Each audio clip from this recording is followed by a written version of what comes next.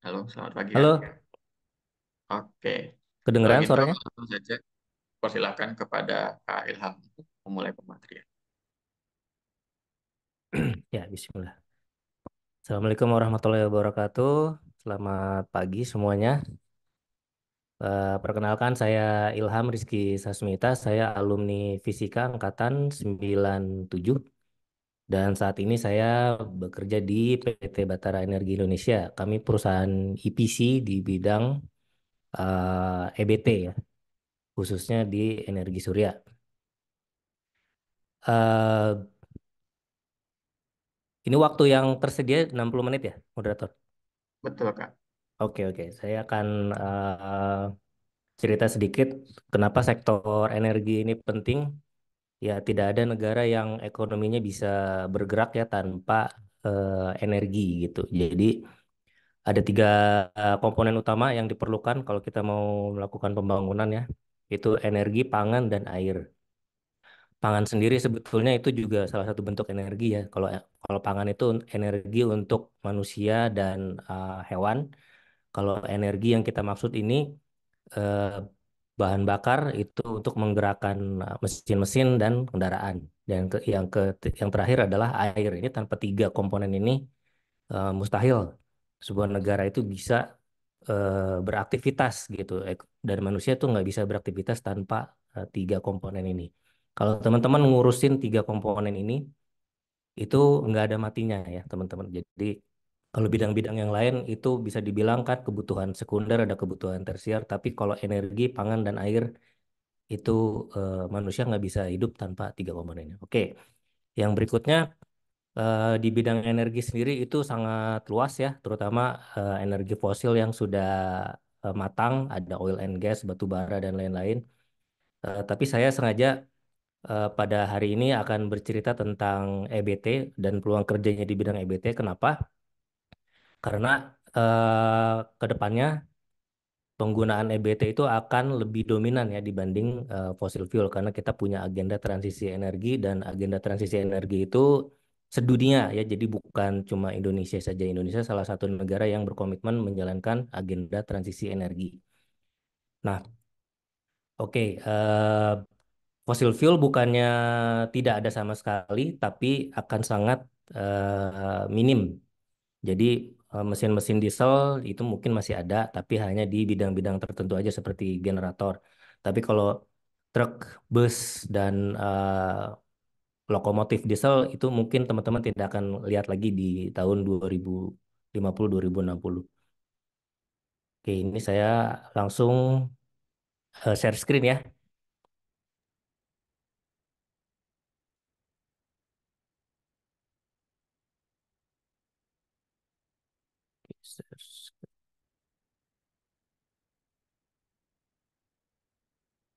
Baik, ya ini latar belakang.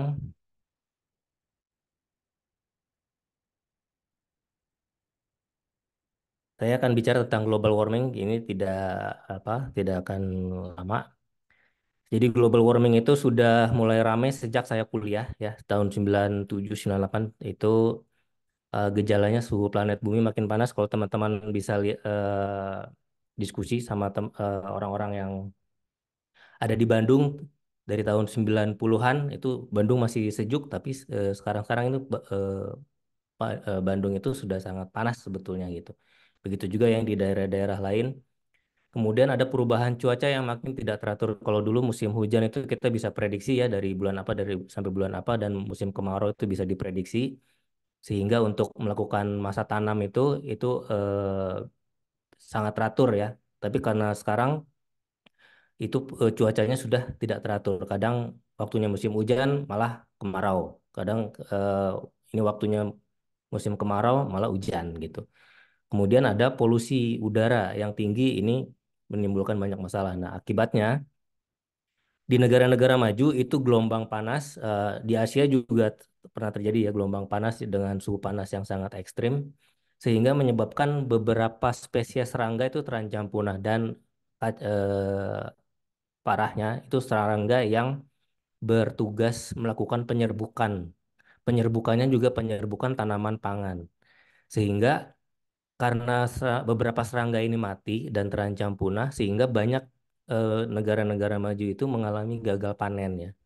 Negara-negara Eropa, Ukraina, termasuk Amerika sendiri itu pernah mengalami gagal panen karena ya tidak ada karena serangga yang melakukan penyerbukannya itu mati gitu karena suhu yang begitu panas.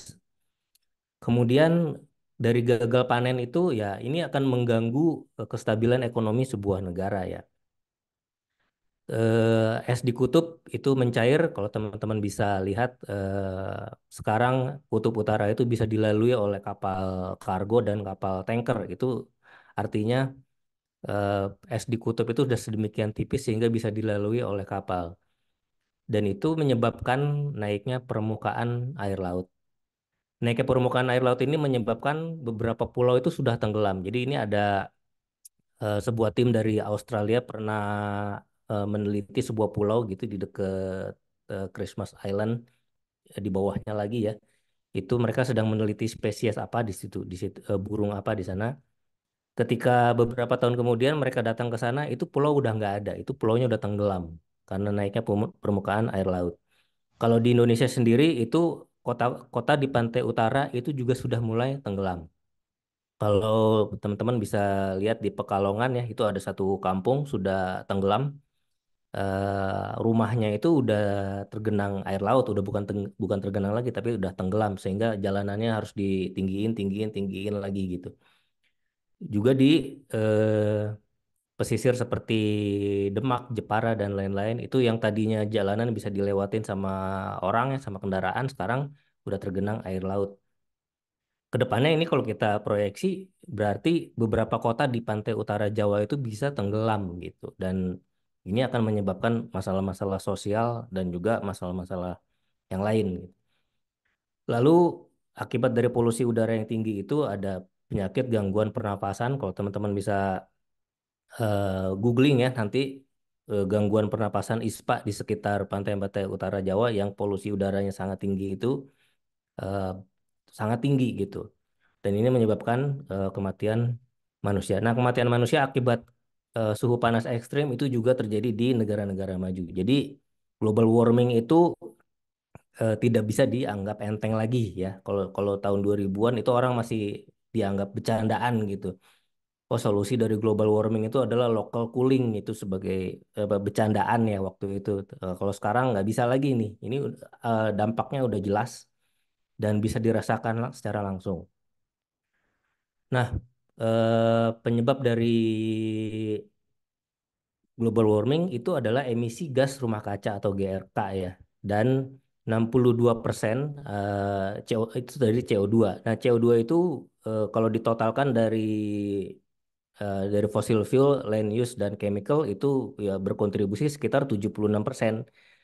Ya, sisanya ada metana sama NO2 ya, N2O dan lain-lain. Jadi CO2 ini eh, sudah sangat berlebih gitu. Dan paling banyak itu dari penggunaan fossil fuel, dari pembakaran bahan bakar fosil, oil and gas, dan batu bara khususnya. Nah, ini ada data emisi gas rumah kaca berdasarkan industrinya. Kalau teman-teman bisa lihat di pie chart itu yang paling banyak adalah dari energi ya. Jadi ini teman-teman kan pengen tahu peluang di bidang energi. Nah, energi itu industri energi itu ya yang paling banyak menghasilkan gas rumah kaca. Mereka pakai batu bara, mereka pakai solar diesel. Eh, jadi dan pemakaiannya itu ugal-ugalan ya di negara maju. Jadi eh, sangat sangat tinggi gitu.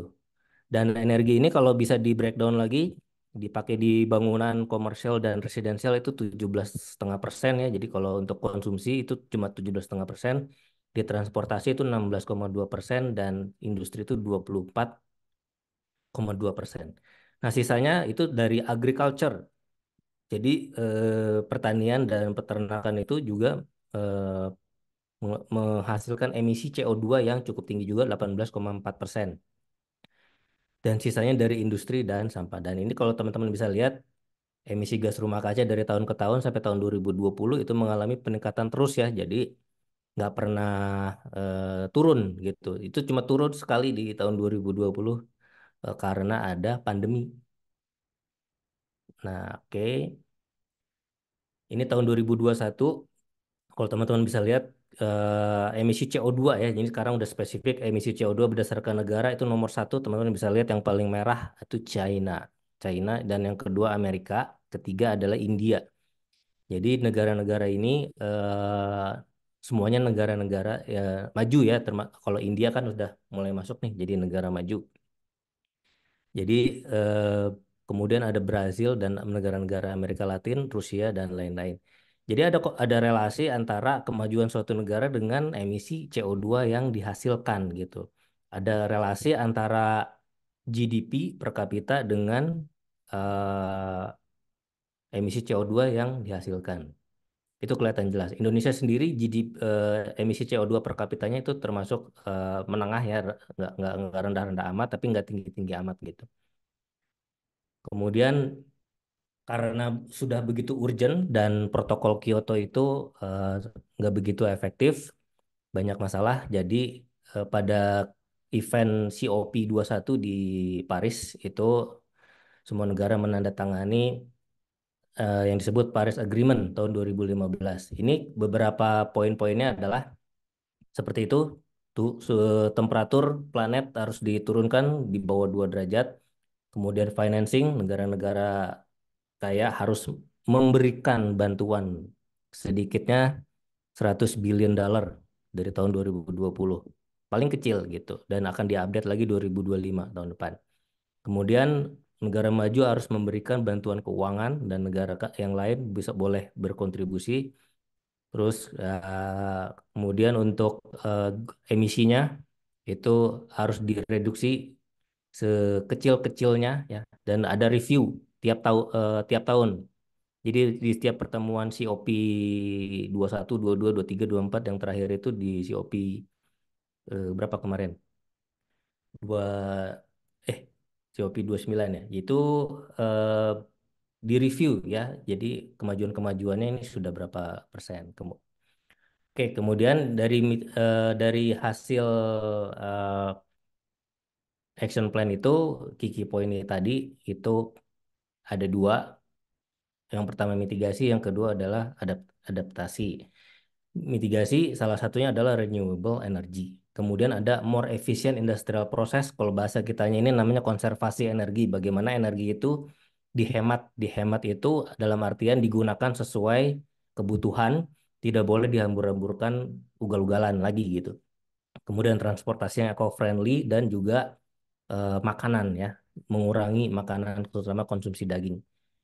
Kemudian ada adaptasi itu ada masalah pertanian, kemudian yang lain-lain ya, entomological surveillance itu ini lebih ke environment, kemudian yaitu yang beririsan ada menambah green areas ya, urban green areas. Ini ramai juga nih. Kemudian ada water and energy saving, menghemat energi dan air. Oke, untuk mitigasi sendiri yang paling atas itu avoid. Avoid itu artinya hindari sebisa mungkin penggunaan fossil fuel. Yang kedua itu reduce, kurangi. Yang ketiga itu replace, ya ganti. Jadi harus disubstitusi dengan sumber energi yang lain. Yang keempat itu compensate, itu di offset ya artinya diganti sama orang lain, tapi orang lain yang menghasilkan itu diberikan kompensasi. Nah, terus ada neutralize. Kalau neutralize di remove, dihapus sama sekali gitu. Nah, ini masuk ke bagian yang kedua tentang renewable energy. Jadi teman-teman sudah lihat bagaimana renewable energy itu termasuk dalam salah satu bagian dari mitigasi ya. Salah satu saja, masih banyak yang lain. Oke, peran dari renewable energy sendiri dalam mitigasi bencana iklim itu adalah yang pertama adalah sebagai alternatif energi bersih, yang kedua desentralisasi. Jadi kalau fossil fuel itu kan tersentralisasi ya biasanya pembangkitnya itu harus besar, kemudian di eh, tempat-tempat tertentu nggak bisa distributed ya. Kemudian kalau yang ketiga itu technological advancement ya, karena EBT itu memerlukan kemajuan teknologi dan bisa mengurangi biaya cost reductions. Fossil fuel itu sebetulnya mahal, nah harganya naik turun, volatil ya. Tapi di Indonesia itu tarif listrik, listrik itu energi sekunder, energi primernya dari batu bara dan minyak. Itu kenapa bisa murah? Karena disubsidi. Jadi artificially cheap ya. Jadi murah tapi bukan murah beneran, tapi murah karena disubsidi gitu. Padahal sebetulnya energi fosil itu mahal kalau ngikutin harga pasar. Dan yang keempat itu job creation and economic growth. Nah, ini ada hubungannya dengan peluang pekerjaan. Karena ini bisa menciptakan sekitar 30 juta lapangan kerja baru, green jobs disebutnya. Nah, bentuk-bentuk sumber renewable energy itu ada hydroelectric, PLTA ya. Kemudian ada wave energy itu dari apa gelombang air laut. Kalau tidal itu dari naik turunnya pasang surut. Kemudian solar energy, energi surya, fotovoltaik, ada biomass. Biomass ini dari sisa-sisa sampah ya atau dari kayu wood, menjadi wood pellet itu juga termasuk biomass. Ada geothermal, geothermal dari panas bumi dan wind. Nah, kalau teman-teman bergerak di bidang ini ini rame banget semuanya. Terutama solar energy, geothermal sama hydro. Itu yang paling banyak. Wind turbine ini juga mulai banyak di Indonesia. Kalau di dunia ini jelas eh, eh, rame banget ya. Kenapa nuklir tidak ada? Nuklir itu termasuk energi baru. Kalau energi baru disebutnya new energy. Jadi dia bukan renewable, tapi dia termasuk new energy. Dia termasuk energi bersih juga, tapi dia new energy. Kalau ini renewable, beda dengan energi baru ya. Ini energi terbarukan. Dan untuk potensi energi baru terbarukan, nah kalau ini energi baru terbarukan ya, EBT di Indonesia, itu kita punya potensi yang besar, tersebar, dan beragam. Jadi Indonesia ini kaya banget dengan potensi EBT. Nomor satunya, ya tentu saja tidak lain adalah energi surya sebesar 3.295 gigawatt dan yang dimanfaatkan baru 0,0 sekian persen. Jadi Indonesia karena posisinya di Katulistiwa ya wajar potensi energi suryanya paling besar. Kemudian hydro itu kita punya beberapa waduk dan bendungan ya dam. Terus bioenergi itu dari biofuel dan biomass. Terus tenaga bayu itu wind turbine ya, dan panas bumi geothermal. Nuklir ini belum masuk di dalam apa rencana energi dalam ruannya ESDM. Itu nuklir belum masuk. Dan ini peluang energi terbarukan di berbagai industri sebetulnya terbagi dalam beberapa bagian, ada pembangkitan, penyimpanan, transmisi, dan distribusi. Pembangkitan itu ada panas bumi, tenaga air, tenaga surya, biomass, angin. Penyimpanan ini energi storage. Energi storage ada yang pakai baterai, ada yang berbentuk pump storage, ada yang berbentuk thermal storage, dan lain-lain. Ini juga sedang berkembang nih energi storage ini. Kemudian transmisi ya, transmisi itu ya ini kerjaan blue collar semua itu eh, bangun-bangun lah. Terus kemudian penyebaran, distribusi. Nah, Indonesia ini untuk masalah penyebaran masih menjadi problem. Contohnya di Jawa Bali itu pembangkit paling banyak, tapi oversupply. Sementara di pulau-pulau yang lain, Sumatera, Kalimantan, Sulawesi itu pembangkitnya dikit sehingga supply-nya kurang.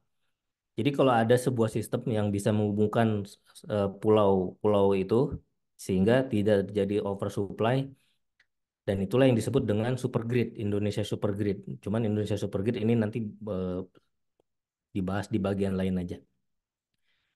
Oke, ke bagian ketiga, industrinya apa saja di bidang EBT, perusahaan apa saja yang membutuhkan SDM lokal. Ekosistem industrinya kira-kira seperti ini, ya tentu saja di luar yang ini juga ada, yaitu manufaktur, distributor, developer, kontraktor EPC, pembiayaan, konsultan, lembaga inspeksi teknik, dan lembaga pelatihan. Manufaktur ini artinya yang memproduksi barangnya ya, solar panelnya, inverternya, baterainya, dan lain-lain. Itu perangkat-perangkatnya, komponen utamanya. Nah, contoh manufaktur solar panel yang ada di Indonesia nih. Ini yang sebelah sini ada Adia Solar, Solar Quest, Scanscale Lux, Ica Solar, terus Land, dan yang ini namanya, aduh ini logonya siapa ya? Ini logonya, oh ini logonya Jeska, Jembo, Jembo. Ini pabrik solar panel yang ada di Indonesia ya, pabrik assembly. Tapi ada juga brand tier 1 yang sudah masuk ke Indonesia, ada Trina Solar, ada juga brand yang belum tier 1 tapi sudah punya pabrik di Demak ya, itu Leso. Dia punya pabrik baru beroperasi tahun 2023 kemarin dengan kapasitas katanya itu di 2 gigawatt dan orientasinya ekspor. Dan ini mereka membutuhkan banyak SDM lokal ya yang eh, sangat banyak. Untuk EPC ini perusahaan EPC di Indonesia itu sudah banyak ya. Jadi yang pertama itu ada Sintek. Sintek ini yang punya alumni ITB juga jurusan Elektro 2004 ya namanya Fajar. Kemudian TML Energy, TML Energy ini juga alumni ITB juga Bu Nani ya, timnya 80. Kalau SHSM dan ini itu perusahaan PMA itu JGC juga PMA. Ini CI, CI anak perusahaannya LEN. Jadi dia masih BUMN. Ada Semerta Energi Service, Inutech, Eternal, Bernadi, Catur Elang Energi ini EPC di bidang oil and gas tadinya, sekarang masuk ke EBT. Kemudian Atap Surya ini juga PMA atau Energi, PMA. Sesna ini udah lama juga ya. Dan ada Batara Energi, ini perusahaan saya ini. Kalau developer, ada Krakatau Energy Solution itu tadinya namanya ke Krakatau Daya Listrik. Itu dia anak perusahaannya Krakatau Chandra Energi. Itu salah satu pemegang Wilus di kawasan industri. Kemudian ada Sun Energy ini PMA juga, Solarion ini PMA juga, Surya ini PMA dan dalam negeri. Kemudian ada Agra Surya, di situ ada alumni fisika juga kalau nggak salah angkatan 2003 namanya siapa ya, saya lupa ini. Nah, bedanya developer dengan EPC, kalau developer itu lebih dari skala dia lebih masif, kemudian dia itu juga memberikan pembiayaan. Jadi dia bedanya di situ dengan EPC. Kalau EPC dia kontraktor. Kemudian ada BUMN, BUMN yang sudah melakukan transformasi atau shifting yang tadinya banyak ke fossil fuel, sekarang menjadi perusahaan renewable. Contohnya adalah PLN. PLN dia punya perusahaan anak perusahaan khusus yang bergerak di bidang renewable. Namanya PLN Nusantara Renewable. Jadi yang mengelola floating PV di Cirata, kemudian biomas dan lain-lain itu masuknya di sini. Kemudian ada Bukit Asam. Bukit Asam itu BUMN di bidang tambang batu bara ya. Juga sudah punya anak perusahaan namanya Bukit Asam Energi Investama yang khusus bergerak di bidang EBT, renewable. Dan ada Pertamina NRE. Pertamina NRE ini khusus bangun solar panel, kemudian hidrogen, kemudian amonia dan lain-lain yang khusus EBT. Jadi perusahaan-perusahaan itu sudah bertransformasi yang tadinya eh, perusahaan fosil fuel menjadi perusahaan EBT gitu. Kalau di luar negeri PMA contohnya Total Energies, BP, British Petroleum itu juga sudah bertransformasi ya menjadi perusahaan EBT. Nah, untuk organisasi internasional yang bergerak di bidang EBT itu yang eh, pertama ada World Bank. World Bank ini banyak menghasilkan apa namanya paper, dia punya penelitian, kemudian dia berikan rekomendasi-rekomendasi kebijakan-kebijakan apa sehingga dia sangat kuat mempengaruhi kebijakan suatu negara.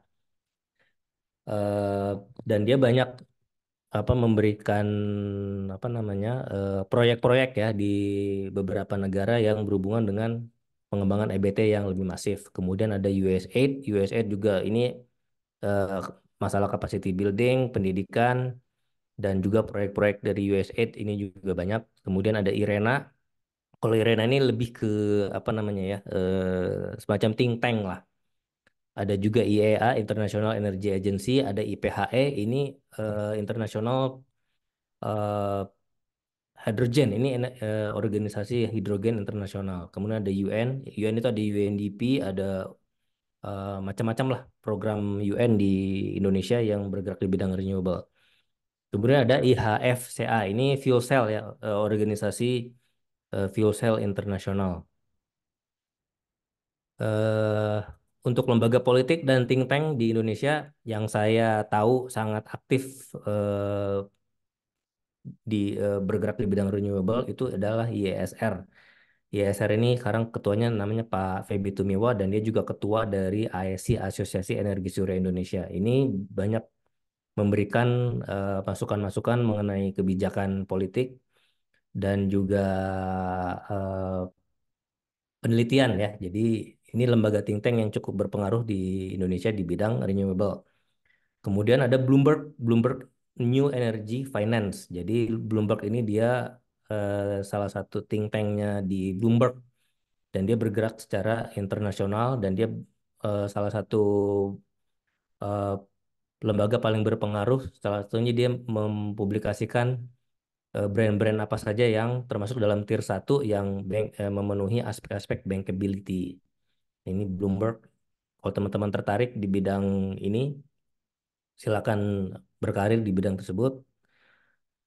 Dan jenis pekerjaan apa saja yang sekarang sedang ramai, ini yang sedang ramai aja. Saya yang spesifik di bidang EBT ya. Jadi contohnya kalau di bidang engineering itu ada posisi project manager, PV engineer, site engineer, electrical engineer, civil engineer. Nah, yang paling khas itu ada PV engineer. Ini cuma ada di bidang PLTS. Nah, contohnya ini itu Sesna, dia deskripsi pekerjaannya seperti itu, melakukan desain ya, site survey, kemudian assessment dan lain-lain. Dan software yang digunakan ada PVSys, Helioscope, ada Homer dan lain-lain. Dan itu khas dari energi surya. Kemudian HSE, HSE itu safety ya tentang keselamatan kerja. Ini contohnya ada HSE Supervisor, itu HSE Site Officer. Ini banyak dicari di perusahaan-perusahaan EPC dan developer. Ini Medco tadi saya belum lupa nyebutin ya. Medco itu punya alumni TB juga dan dia banyak membangun PLTS yang skala besar gitu, skala megawatt. Kemudian konsultan, kalau konsultan jelas udah banyak ya. Ini salah satu contohnya dari solar kita sama True Climate.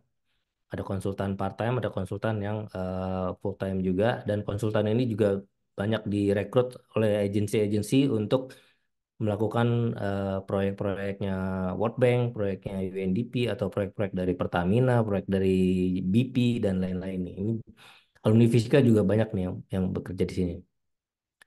Kemudian dari bidang project management sendiri itu juga banyak ya. Ini contohnya seperti ini. Dan itu lihat requirement-nya semua bachelor ya. Itu bachelor, bachelor. Ini juga bachelor degree ya. Ini juga bachelor nih. Jadi S1 semua nih. Nah, jadi tidak perlu S2. Business development ini juga business development itu sebetulnya sales juga, tapi dia lebih apa namanya lebih bedanya dengan sales. Kalau sales itu kan nawarin produk, nawarin services, kemudian dia yang akan melakukan closing dan lain-lain gitu. Tapi kalau business development itu jauh lebih kompleks daripada sales. Jadi dia itu yang masuk di perencanaan dan lain-lain. Kalau sales itu kan sudah eh, jaga gawang aja. Ini juga bachelor's nih. Tuh lihat physics, engineering, or related field ya. Jadi eh, alumni fisika ini banyak dipakai di business development juga gitu. Oke, sekian. Terima kasih. Kita akan gunakan semaksimal mungkin untuk sesi tanya jawab karena saya yakin teman-teman akan banyak yang bertanya mengenai bidang EBT dan khususnya di energi surya. Terima kasih. Saya kembalikan ke moderator. Oke, baik. Terima kasih Kak Ilham. Lumayan banyak sekali insight-nya ya, teman-teman, khususnya tentang prospek energi baru terbarukan di Indonesia. Mungkin ini sudah membuat teman-teman penasaran gitu ya untuk bertanya lebih dalam lagi. Jadi aku persilahkan yang mau bertanya, silahkan raise hand atau tulis di kolom chat gitu ya, jika tidak memungkinkan untuk raise hand. Silakan teman-teman. Mungkin sambil menunggu aku mau tanya dulu gitu ke Kak Ilham ya. Em, apakah emang dari ketika kuliah di fisika langsung tertarik ke dunia solar energy ini atau gimana gitu? Gimana prosesnya dan mungkin bisa diceritakan sampai akhirnya membentuk perusahaan Batara Energi. Ya, ya. Saya baru masuk ke bidang energi itu tahun 2020, jadi baru 3 tahun. Sebelumnya itu saya bergerak di bidang IT, jadi ya sebagai software developer ya. Dan tahun 2009 juga waktu rame-ramenya IoT, saya juga masuk ke bidang IoT, jadi banyak-banyak proyek IoT. Kemudian 2019 itu saya mau mengembangkan lebih lanjut sebetulnya dari IoT itu mau masuk ke AI, open computer vision atau cyber security karena tiga bidang ini juga cukup cerah gitu masa depannya. Tapi ternyata tahun 2020 itu saya menemukan eh, ternyata yang jauh lebih menarik dari tiga bidang ini ya bidang energi. Jadi ujung-ujungnya ini nanti dipakai di mana kan computer vision, AI dan eh, cyber security itu. Ya, dan jauh lebih masif lagi peluang di bidang energi. Makanya saya akhirnya banting setir di energi dan energinya langsung spesifik ya energi surya karena saya ngeliat data-data angka-angka itu tadi loh. Ini lebih gede di sini ternyata gitu daripada di bidang IT gitu. Kalau bidang IT ya paling ya gitu-gitu aja lah. Maksudnya udah jelas ininya arahnya kemana. Tapi kalau yang lebih apa namanya lebih banyak peluangnya untuk growth itu ya di bidang energi gitu. Dan EBT ya khususnya kalau energi fosil itu sudah senja, sudah masa senja, sudah senja kala, sudah decline gitu. Bukannya nggak ada tapi sudah decline. Ya itu Oke, ceritanya. baik-baik. Oke, silakan Adit mau bertanya. Halo, halo, Ya, kedengarkan ya? masuk. Ya, Ya, perkenalkan saya Ditya Sakti eh, dari Fisika Angkatan 21. Eh, untuk energi terbarukan ini sendiri, khususnya Kak Ilham kan di energi surya ya tadi. Itu untuk lulusan fisika memangnya spesifik kalau untuk di bidang ini biasanya jadi apanya gitu. Maksudnya saya pengen jawaban yang ya. pekerjaan yang seperti business development atau data analisnya atau yang berkaitan dengan IT-nya gitu. Maksudnya saya pengen tahu apakah memang ada satu job yang memang di situ banyak lulusan fisikanya, tapi itu bukan job yang umum kayak menurut saya yang umum itu kayak business development atau IT atau kayak gitu. Nah, itu pertanyaan pertama. Eh, Pertanyaan kedua, walaupun energi fosil itu kakak bilang tadi udah masuk usia senja gitu kan. Tapi kan sebenarnya kalau prospek kalau apa kenyataannya di waktu-waktu sekarang itu prospek ininya prospeknya masih masih tinggi gitu masih banyak eh, peluangnya dan juga range gajinya juga lumayan tinggi gitu kalau saya dengar-dengar dari teman-teman yang di teknik perminyakan atau pertambangan gitu. Nah emangnya sampai sampai kapan gitu energi terbarukan ini bisa menyalip energi yang energi fosil ini gitu Kak. Oke, ada lagi? Udah itu aja. Silakan Kak. Oke, saya jawab yang pertama dulu ya. Untuk lulusan fisika sendiri bisa biasanya di posisi apa ya? Jadi kalau karena alumni fisika itu biasanya bisa hampir bisa masuk ke segala bidang, tapi yang spesifik paling cocok kalau menurut saya itu di bidang engineeringnya, PV engineer misalnya, kemudian di bidang R&D ya, research and development. Jadi kalau teman-teman lihat di industri manufakturnya itu banyak dari orang kimia dan orang fisika. Jadi orang kimia itu nomor satu, yang kedua itu dari fisika. Dan bisa lihat nanti di pabrikan solar panel tier 1 dari Trina Solar atau Jinko dari di China-nya ya, dan juga di negara-negara lain. Mereka punya pabrik di banyak negara, dan itu mereka banyak rekrut lulusan-lulusan dari kimia dan juga dari fisika, karena masalah fisika material dan lain-lainnya itu kepake banget di situ. Kalau di EPC seperti kami itu di bagian engineeringnya, di developer itu juga banyak di bagian engineering gitu. Terutama misalnya kalau berhubungan dengan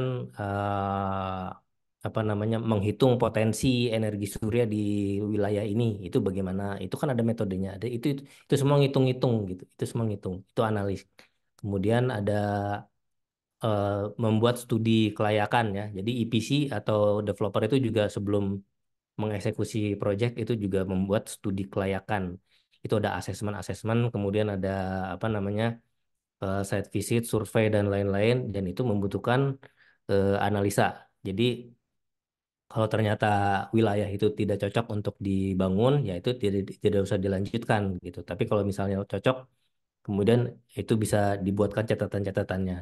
Kemudian ada analisa ekonomi dan lain-lain, itu dikerjain sama alumni-alumni fisika juga gitu. Di Agra sendiri itu banyak, kalau saya lihat alumni ITB ya di Agra Surya Energi itu, dan mereka ada yang di posisi engineering, ada yang di posisi business development, ada asset management, ada di bidang safety officer dan lain-lain. Itu eh, kalian bisa masuk ke posisi-posisi itu. Pada intinya gini, kalau di bidang energi ini, bachelor degree di bidang, di suatu bidang itu hanya syarat di awal aja untuk screening ya. Nanti setelah masuk itu teman-teman jangan berpaku di bidang yang itu aja gitu. Sayang karena nanti pengembangan karirnya nggak begitu cepat. Kalau mau cepat, ya teman-teman harus banyak beradaptasi, mengadopsi menguasai berbagai macam skill sehingga bisa masuk ke semua bidang gitu. Dan itu jauh lebih lincah dan jauh lebih cepat ininya karirnya. Eh, Kemudian pertanyaan kedua mengenai fossil fuel sendiri, itu masih menarik ya, masih menarik gitu. Jadi contohlah Medco Power itu dia mau nggak mau meninggalkan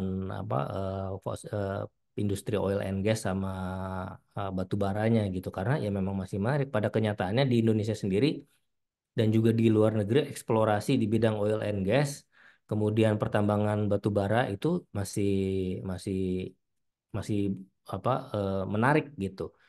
Dan fosil fuel ini bukannya ditinggalkan sama sekali ya. Jadi beberapa industri itu tidak bisa menggunakan bahan bakar lain. Contoh peleburan metalurgi ya, misalnya Krakatau Steel. Krakatau Steel itu ya dia harus pakai batu bara untuk melebur besinya. Kemudian apalagi misalnya petrokimia. Petrokimia itu ya pakai minyak bumi gitu, karena dia berurusan dengan material-material yang ya hanya ada di minyak bumi gitu. Petrokimia nggak bisa kan dia pakai biomass gitu. Terus misalnya mungkin material-material tertentu bisa disubstitusi dengan biomass. Tapi masalah di biomass tuh gini, biomass itu dia bisa terbarukan, tapi untuk memenuhi skala ekonominya, kan misalnya untuk mensuplai, contoh lah, yang paling kecil gitu, yang paling kecil 20 ton per hari. 20 ton per hari itu berarti kan satu truk eh, satu dump truck ya, berarti 20 ton per hari. Itu kita masih kesulitan mencari sumber biomassnya gitu. Jadi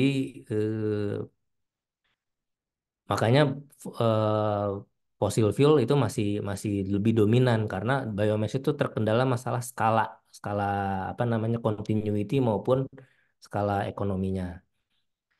Dan pertambangan itu akan terus masih ada gitu. Contohnya pertambangan kan nggak cuma tambang apa namanya, batu bara dan lain-lain ya, juga ada tambang litium misalnya, ada tambang nikel yang itu juga dipakai di industri baterai, ada pembuatan katoda, ada kemudian silika sendiri untuk memproduksi solar panel itu kan ditambang melalui proses penambangan ya nggak? aluminiumnya, nikelnya, kemudian material-material lain seperti boron, fosfor, ya itu kan melalui proses pertambangan. Jadi ya bidang pertambangan juga tidak akan mati gitu. Jadi masih masih rame. Saya kira demikian ya. Oke, baik. Gimana, Adit? Apakah tadi menjawab? Oke, oke. Kalau gitu, Saya selanjutnya. menjawab. Mungkin boleh satu follow up question, Bang. Boleh, boleh, boleh, boleh, boleh. Follow up question ya. Tadi kan sempat di-mention tentang R&D juga. Nah, R&D ini apakah dia tuh dalam suatu perusahaan ada memang divisi khusus R&D-nya sendiri atau justru R&D itu bekerja sama dengan universitas-universitas ya kayak ITB gini? Gitu, Ya. Kak. Terima kasih. Oke, pertanyaannya itu ya. Untuk perusahaan seperti manufaktur solar panel seperti Jinko, Trina, itu dia ada satu departemen khusus R&D-nya, R&D departemen. Kemudian ada pabrikan baterai seperti Kettle, CALB, Iwei, Gochen, terus Liuchen yang dari China ya. Itu dia punya apa namanya divisi atau departemen khusus R&D dan mereka punya itu dilakukan in-house, itu in-house. Tapi ada juga yang bekerja sama dengan universitas lain seperti kerjasama dengan MIT, kerjasama dengan apa kampus-kampus lain. Contohnya yang bergerak untuk riset perovskite. Jadi perovskite itu kan salah satu bentuk solar cell yang organik ya, organik yang punya rumus AB3 itu eh, dia belum matang, jadi belum bisa digunakan secara komersial di industri solar panel, tapi dia punya masa depan yang bagus karena dia bisa menghasilkan solar cell dengan efisiensi lebih tinggi dari 30 sampai 40%. Makanya perovskite itu lagi gencar di negara-negara maju ya, di Inggris, di Amerika, terutama di MIT itu saya tahu. Ah, sama di Australia, Australia juga itu lagi banyak riset di bidang perovskite dan itu kerjasama dengan universitas. Jadi mereka tidak di R&D-nya. Jadi tergantung topik R&D-nya di bidang apa dulu. Kalau misalnya itu bisa dilakukan in-house, mereka punya di in-house. Contohnya Jinko. Jinko itu untuk riset dan development-nya aja ya, buat riset and development-nya aja itu 700 miliar dolar. Itu biaya riset yang jauh melebihi dari anggaran riset Indonesia sendiri gitu. Itu gede banget dia untuk riset bidang solar panel doang gitu. Sebagai ilustrasi. Gimana kira-kira terjawab? Kak, jawab, Kak. Ya, Makasih. riset di bidang solar panel ini ada alumni fisika juga Pak Bahtra mungkin kenal dia dia salah satu dosen di ITS ya kalau nggak salah atau kepala lab saya lupa. Jadi Pak Bahtra tuh pernah bilang begini, Mas emangnya eh, masih perlu riset di bidang solar apa industri PLTS gitu. Bukannya udah mateng. Iya, ada yang mateng, ada yang perlu banyak improvement gitu. Jadi yang perlu banyak improvement ini juga banyak. Contohnya gini, kalau di bidang EPC sendiri nih dan itu membutuhkan skill di bidang fisika ya. Ada kegiatan namanya ONM, operational dan maintenance. Operational itu ya mengoperasikan pembangkitnya, maintenance itu pemeliharaan. Jadi pemeliharaan ada preventive maintenance, ada corrective maintenance, ada conditional maintenance. Kalau misalnya skalanya kecil itu bisa dilakukan dengan orang, misalnya inspeksi thermal, inspeksi electrical dan lain-lain. Itu bisa diotomasi dengan IoT ya kan, bisa diotomasi itu. Nah ya IoT masuk tuh di situ. Terus orang-orang instrumen elektronika bisa masuk di situ. Tapi kalau udah skalanya gede gitu, wah itu udah repot banget. Bikin robot buat cleaning solar panel, ya itu salah satu contoh misalnya. Tapi juga banyak kendala-kendala yang lain, misalnya kan ada bahaya kebakaran nih di PLTS di solar panel. Itu gimana cara ngecegahnya? Karena kebakaran itu nggak bisa diprediksi. Kita cuma bisa apa namanya preventif gitu, preventif. Jadi yang berisiko kebakaran di mana aja, nah itu segera diganti tuh komponennya. Terus kemudian untuk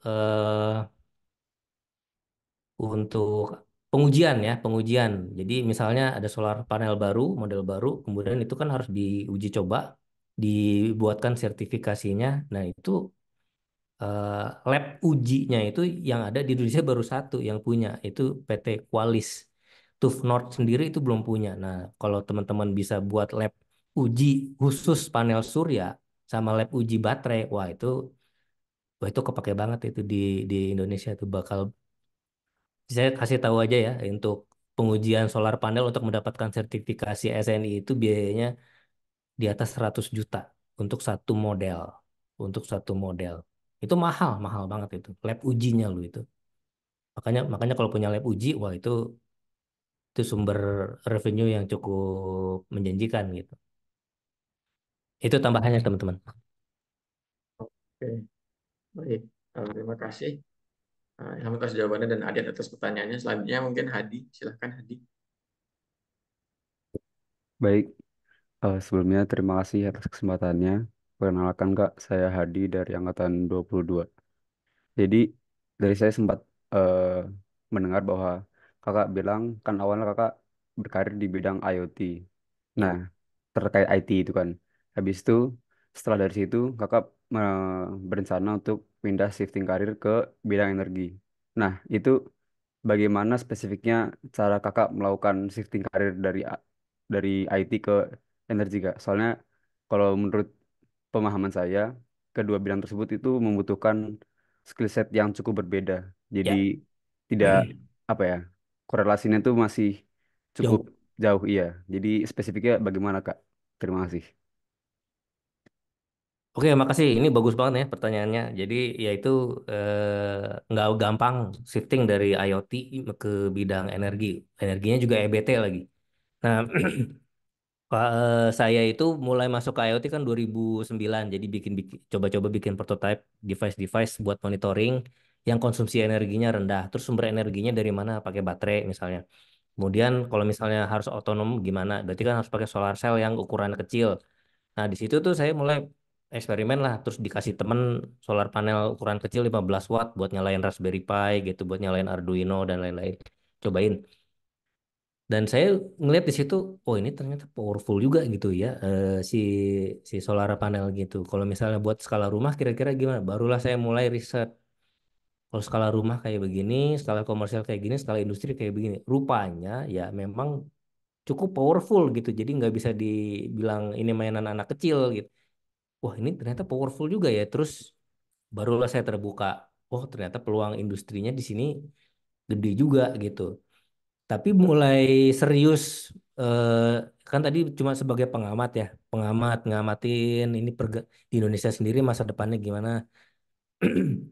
Mulai menarik itu memang 2019. 2019 itu karena ada regulasi dari pemerintah tentang PLTS atap, Permen SDM nomor 49 tahun 2018.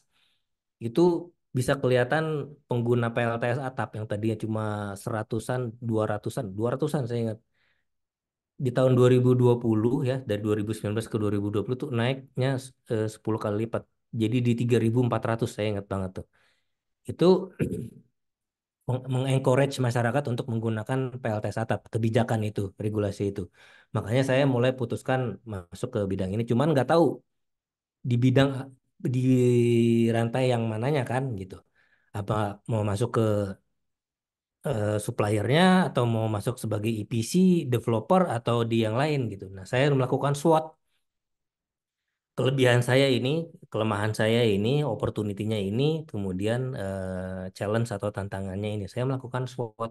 Dari SWOT itu, nah barulah ketahuan saya cocoknya di bidang EPC gitu. EPC atau developer sebetulnya, tapi developer itu kan butuh kapital yang cukup banyak gitu. Nah, kalau EPC enggak. Jadi makanya saya masuk ke bidang EPC. Itu ceritanya teman-teman, karena saya melakukan SWOT ya. Jadi saya punya kelemahan apa, saya punya kelebihan apa, kenapa tidak masuk ke manufaktur, kenapa tidak masuk ke developer, kenapa tidak masuk ke konsultan, kenapa nggak masuk ini? Ya karena saya tahu kelemahan saya di bidang-bidang itu saya banyak kelemahan. Tapi kalau di bidang-bidang ini saya punya banyak kelebihan gitu. Makanya saya putuskan di bidang EPC. EPC itu kan kesannya blue collar ya, jadi kerjaan kerah biru gitu, berurusan sama teknisi, berurusan sama orang lapangan dan lain-lain. Ya, tapi sejauh ini saya bisa nikmatin karena ya memang berdasarkan SWOT saya cocoknya di bidang itu gitu. Nah, gitu teman-teman. Oke, baik. Gimana Hadi, apakah menjawab? Berarti mungkin izin follow up question lagi. Boleh. Berarti yang bidang IPC ini cukup berrelasi dengan bidang IT gitu ya Kak, kasarnya berarti. Ya, IT itu kan kalau di perusahaan-perusahaan yang bukan IT, misalnya kalau saya bukan perusahaan software development, dia di apa namanya berperan untuk sebagai support sistemnya kan, yang membantu pengambilan keputusan manajemennya, yang membantu proses analisanya, decision makingnya kan, terus kemudian yang melakukan otomasi sehingga proses bisnisnya itu jadi lebih efisien. Nah, ada perusahaan-perusahaan IT juga yang bergerak di bidang EBT itu contohnya ada Becis. Becis itu dia bikin software buat pelaporan apa lapangan. Jadi EPC itu kan kalau setiap hari dia harus bikin laporan. Laporannya itu wah, form yang harus diisi banyak banget. Dia bikin softwarenya di mobile pakai Android atau iOS sehingga EPC itu bisa bikin laporan tuh jadi lebih simple, lebih cepat gitu ke pemberi pekerjaannya. Nah, eh, yang kepake dari bidang IT yang saya terapkan di bidang EPC itu contohnya adalah proses kerjanya. Kalau di IoT itu saya belajar ada teman-teman mungkin pernah dengar ada Scrum ya, metode Scrum sama metode Kanban untuk project management. Nah, saya belajar Scrum, saya belajar Kanban. Terus kemudian yang saya pakai Kanban. Nah, Kanban ini saya pakai nih di bidang EPC itu gitu. Terus di software development itu teman-teman mungkin dulu pernah dengar ada namanya Lean Software Development ya. Jadi software development itu kan bidang yang sangat boros biaya dulunya, sangat tidak efisien. Kemudian ada metode Lean Software Development. Bagaimana caranya supaya software development itu efisien, tidak banyak waste yang terbuang gitu. Nah, itu saya belajar, itu kepake lagi di bidang EPC. Terus tahun 2018, 2009, 2017, 2018 itu mungkin pernah baca bukunya Eric Ries, Lean Startup ya, ada MVP, Minimum Viable Product. Kalau kita mau masuk ke market, kita bikin bisnis canvasnya dulu kan, bikin bisnis model, terus bikin bisnis canvas. Terus habis itu divalidasi dengan metode Lean Startup. Metode Lean Startup itu kita harus bikin namanya MVP, Minimum Viable Product. Itu kepake juga di bidang EPC gitu. Jadi banyak metode yang saya comot nih, metode kerjanya ya, metode berpikirnya yang saya comot dari IT tadi, dari software development ke bidang EPC. Itu kepake banget sih sebetulnya ya. Oke, Gimana kejawab? jadi Baik Pak, sangat kejawab Kak. Terima kasih atas jawabannya. Ya. oh, mungkin aku mau coba follow up question ya. Karena menarik, aku mendengar banyak istilah-istilah yang gak familiar gitu selama aku belajar di fisika gitu ya. Nah, mungkin pengen tahu ini sih, gimana proses strugglingnya kakak belajar gitu. Gimana ya? Sekarang kan ilmu makin lama makin banyak gitu. Mana caranya kita bisa tetap konsisten semangatnya untuk terus belajar, apalagi ada banyak hal-hal teknis atau hal-hal yang baru yang harus dipelajari atau disiapkan. Gimana gimana pertanyaannya? Supaya Gimana cara gimana caranya supaya tetap semangat untuk apa ya, mempelajari banyak hal-hal baru tadi.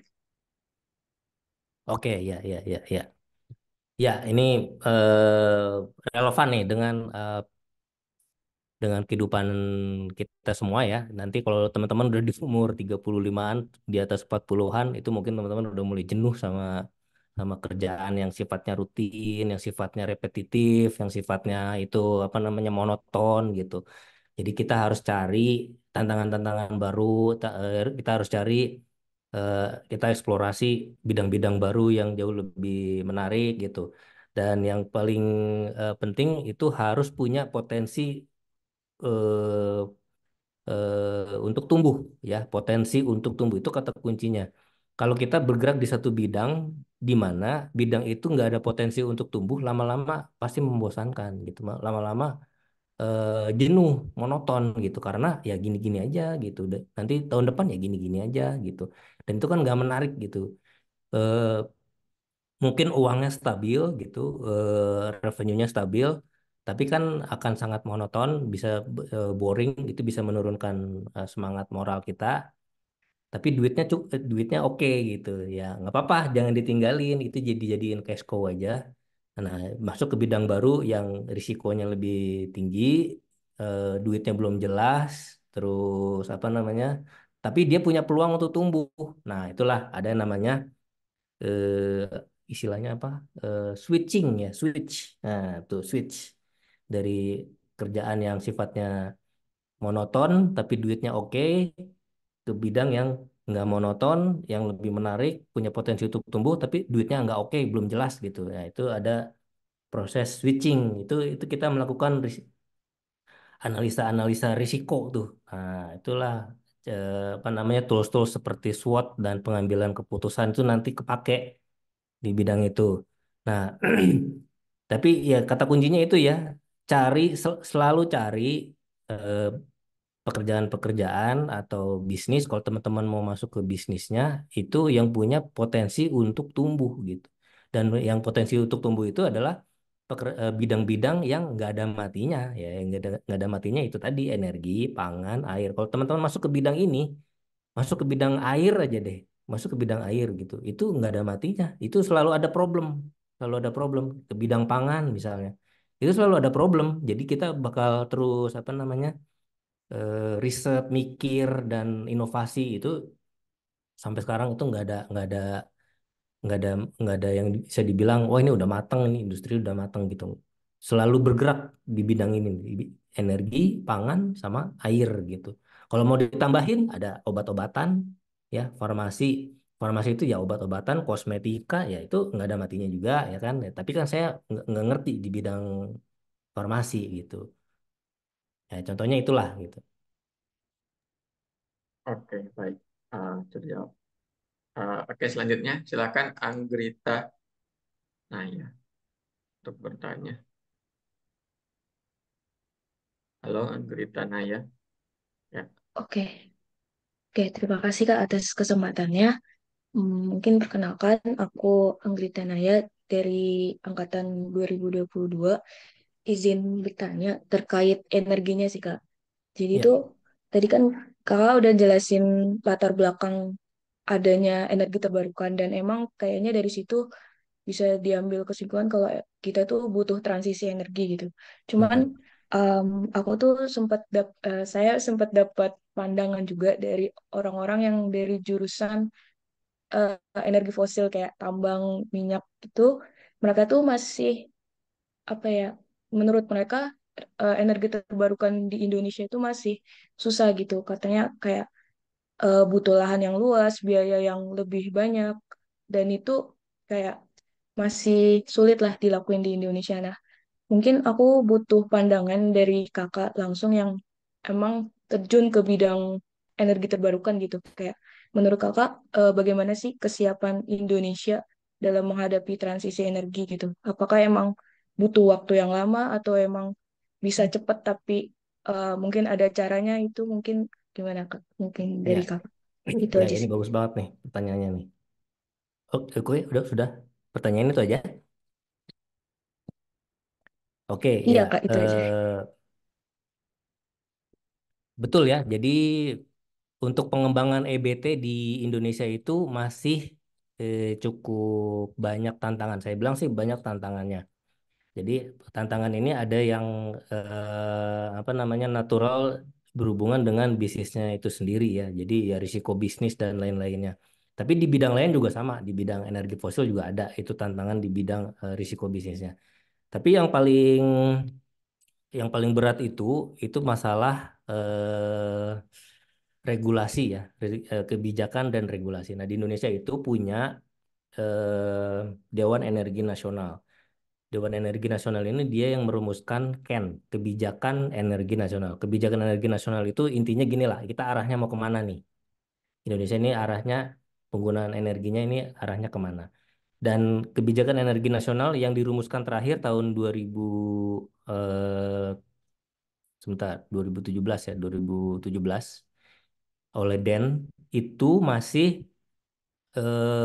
aspek yang dirumuskan adalah aspek ketahanan energi. Nah, aspek ketahanan energi ini penting. Ini PR dari zaman presiden sebelumnya sebetulnya zaman SBY. Ketahanan energi itu gini, kalau kita eksploitasi terus-menerus nih sumber daya energi yang ada di Indonesia tanpa memperhatikan keberlangsungan atau keberlanjutan sustainability-nya, nanti di masa mendatang tahun 2040, 2050 kita bisa mengalami yang namanya krisis energi, benar nggak? Misalnya nih, contohnya minyak bumi. Dulu minyak bumi itu mengalami booming tahun 70-an ya. Kemudian dieksploitasi besar-besaran. Betul, kita jadi negara kaya tuh tahun 1970-an sampai 1980 karena booming minyak itu Orde Baru jadi kuat banget kan tahun 80-an. Dan itu kita jadi negara kaya. Terus tapi setelah itu kan minyak mengalami depleted lama-lama kan berkurang juga sumur-sumurnya. Sumur-sumurnya udah nggak bisa produksi lagi. Produksinya jadi makin kecil. Akhirnya kita menjadi negara net importer. Sementara waktu itu karena booming minyak, jadi impor mobil Jepang, impor mobil Eropa itu gila-gilaan kan. Jadi masuklah tuh Astra, Toyota, eh, apa namanya, dan lain-lain lah itu. Sehingga jalanan di Indonesia dipenuhi dengan mobil-mobil bensin. Itu juga salah satu kebijakan politik gitu. Dan itu tidak memperhatikan yang namanya ketahanan energi. Nah, jadi seandainya saat ini kita kan udah jadi negara net importer nih untuk minyak bumi. Seandainya Singapura nih negara kecil itu dia stop supply minyak ke Indonesia. Indonesia bisa bertahan berapa lama gitu tanpa suplai minyak dari luar negeri. Cuma 8 hari loh. Cuma 8 hari. Bayangin setelah 8 hari mobil-mobil logistik yang nganterin barang, sembako dan lain-lain nggak bisa jalan. Kereta ya, lokomotifnya, terus kemudian apa namanya, bus tuh nggak bisa jalan. Transportasi berhenti. Transportasi berhenti. Kalian mau mau naik apa gitu ke kota-kota yang lain, mau pulang, mau mudik, nggak bisa. Terus mau berbisnis, kita mau ngirim barang nggak bisa nih. Sekarang bisa GoFood pakai ojol dan lain-lain, bensinnya nggak ada. Nah, itu masalah ketahanan energi Indonesia itu rentan di satu satu titik itu. Nah, kemudian kita punya energi yang melimpah di Indonesia itu batu bara. Tapi batu bara itu kalau misalnya dieksploitasi memang masih akan habis sekitar 100 atau 200 tahun lagi ya, yang saya tahu. Tapi kalau misalnya nggak dikontrol itu batu bara, nggak dijaga supaya nanti bisa dinikmatin sama generasi abad 22, ya kan? Ya kita akan mengalami krisis energi juga nanti di abad itu ya nggak. Jadi kalau nggak disiapin dari sekarang, nanti pas batu bara habis kita jadi net importer batu bara lagi nih ketergantungan misalnya sama siapa sama Rusia misalnya ketergantungan sama siapa. Kalau misalnya pasokan dari negara-negara itu berhenti ini ya udah selesai itu kita bisa bertahan berapa lama. Nah, aspek ketahanan energi itu adalah dirumuskan dalam bentuk kebijakan energi nasional tahun 2017. Transisi energi itu belum masuk di dalam kebijakan energi nasional. Nah, ini yang lagi rame sekarang itu Ken itu harusnya merumuskan transisi energi juga. Jadi transisi energi itu harus masuk di dalam Ken. Dari Ken itu turunannya namanya RUEN, Rencana Umum Energi Nasional. Rencana Umum Energi Nasional Indonesia ini mau pakai batu bara berapa persen, dari gas berapa persen, dari EBT berapa persen, dari ya, intinya begitu ya. Jadi komposisinya mulai diatur tuh supaya memenuhi ketahanan energi, kemudian transisi energi juga ya kan. Nah, itu belum ada di Ken yang 2017 itu belum ada. Nah, Ruen itu yang merumuskan target-targetnya itu seperti apa. Yang paling sulit itu ya di situ tuh apa namanya mengubah kebijakan energi nasional. Jadi kita itu Indonesia itu dan juga negara-negara ASEAN masih belum mau eh, berpindah dari fossil fuel, belum belum mau. Jadi salah satu kendala adopsi EBT itu adalah keengganan negara-negara ini, negara-negara di ASEAN itu untuk meninggalkan subsidi fossil fuel. Jadi kita itu menggunakan fossil fuel itu kan disubsidi sama negara tuh dari uang pajak saya itu dari uang pajak teman-teman juga tuh. Nah, subsidi ini masih banyak dipakai untuk menjaga supaya harga energi itu relatif murah, sangat murah bahkan di Asia Tenggara gitu. Dan apa itu yang menyebabkan EBT itu masih susah masuk ya kan? Kan biaya investasinya tinggi. Sehingga kalau misalnya nggak ada insentif, nggak ada kebijakan yang boosting EBT, ya dia pasti lambat adopsinya kan gitu di di Indonesia. Tapi itu akan tapi kan itu nggak akan selamanya. Itu pasti akan berubah gitu karena mau nggak mau pemerintah udah mulai sadar kita itu kan melimpah tuh sumber daya EBT-nya. Kalau kita masih ketergantungan sama fossil fuel, kita lama-lama juga bakal bakal mengalami krisis juga gitu. Dan kalau dihitung-hitung, kalau tanpa subsidi, batu bara tanpa subsidi, minyak oil and gas tanpa subsidi, dengan EBT yang tanpa subsidi juga, harga energi per kWh-nya atau per MWh-nya itu masih jauh lebih murah yang EBT gitu. Karena EBT itu nggak pakai bahan bakar, nggak ada biaya impor, nggak ada biaya transportasi, nggak ada biaya yang lain-lain gitu. Energinya murah langsung dari Tuhan gitu kan. Nah itu contohnya gini deh. Batu bara itu 1 kWh-nya masih di Rp1.200 per kWh. Itu kalau disubsidi ya nggak. EBT kalau dari energi surya itu per kWh-nya itu cuma Rp600. Nggak disubsidi gitu loh. Masih lebih murah energi surya. Itu yang saya maksud gitu. Ya gitulah tantangannya di paling berat itu di kebijakan regulasi. Bukan secara teknis ya, bukan secara teknologi loh itu. Oke, gimana Anggita jawab? Oke, menjawab. Makasih banyak, Kak. Terima kasih Ya, pandangannya. Oke, selanjutnya silahkan Elang Aditya. Oke, terima kasih.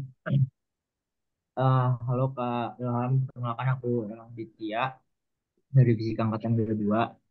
Mungkin agak nyerempet juga sama apa yang tadi udah dibahas ya. Jadi kan sekarang ini eh, EV atau electronic vehicle kan lagi marak EV ya. ya di Indonesia ya. Dan juga kebijakan-kebijakan pemerintah mendukung EV ini banyak gitu mulai dari pajak yang di korting habis-habisan sampai 90% dan lainnya lah. Nah, pertanyaan aku, gimana sih kita sebagai orang fisika untuk memanfaatkan hal tersebut dalam bidang EBT dan apa prospek kerjanya yang merambat ke EBT yang udah kakak bahas tadi. Thank you, Kak. Oke ya, bagus pertanyaannya nih. Jadi EV saya tidak sebut dari dalam apa namanya paparan yang sebelumnya karena eh, di energi ya. Kalau EV itu di konsumsi energinya. Nah, EV itu termasuk dalam salah satu agenda transisi energi. Agenda transisi energi itu banyak dan EV itu salah satunya karena dia di hilir ya, di sisi demand. Jadi kita kalau mau melakukan transisi energi perlu yang namanya elektrifikasi. Semua dikonversi menjadi listrik. Listrik itu energi sekunder. Energi primer itu bisa dari mana aja, dari fosil fuel maupun dari EBT. Boleh dari diesel, boleh dari batu bara, boleh dari nuklir, boleh dari solar, wind, atau dari hydro, ya kan? Tapi nanti dirubah dalam bentuk listrik sehingga bisa dipakai ke berbagai macam aplikasi. Kalau misalnya masih pakai solar sama diesel, ya repot gitu. Banyak keterbatasan. Nah, EV itu di Indonesia jauh lebih maju daripada apa namanya di EBT-nya sendiri. Betul, karena memang kita harus itu bagian dari strategi pemerintah. Jadi meningkatkan di sisi demand. Jadi setelah demand atau permintaan akan listrik itu meningkat, sehingga itu akan mendorong investasi di bidang pembangkitannya gitu.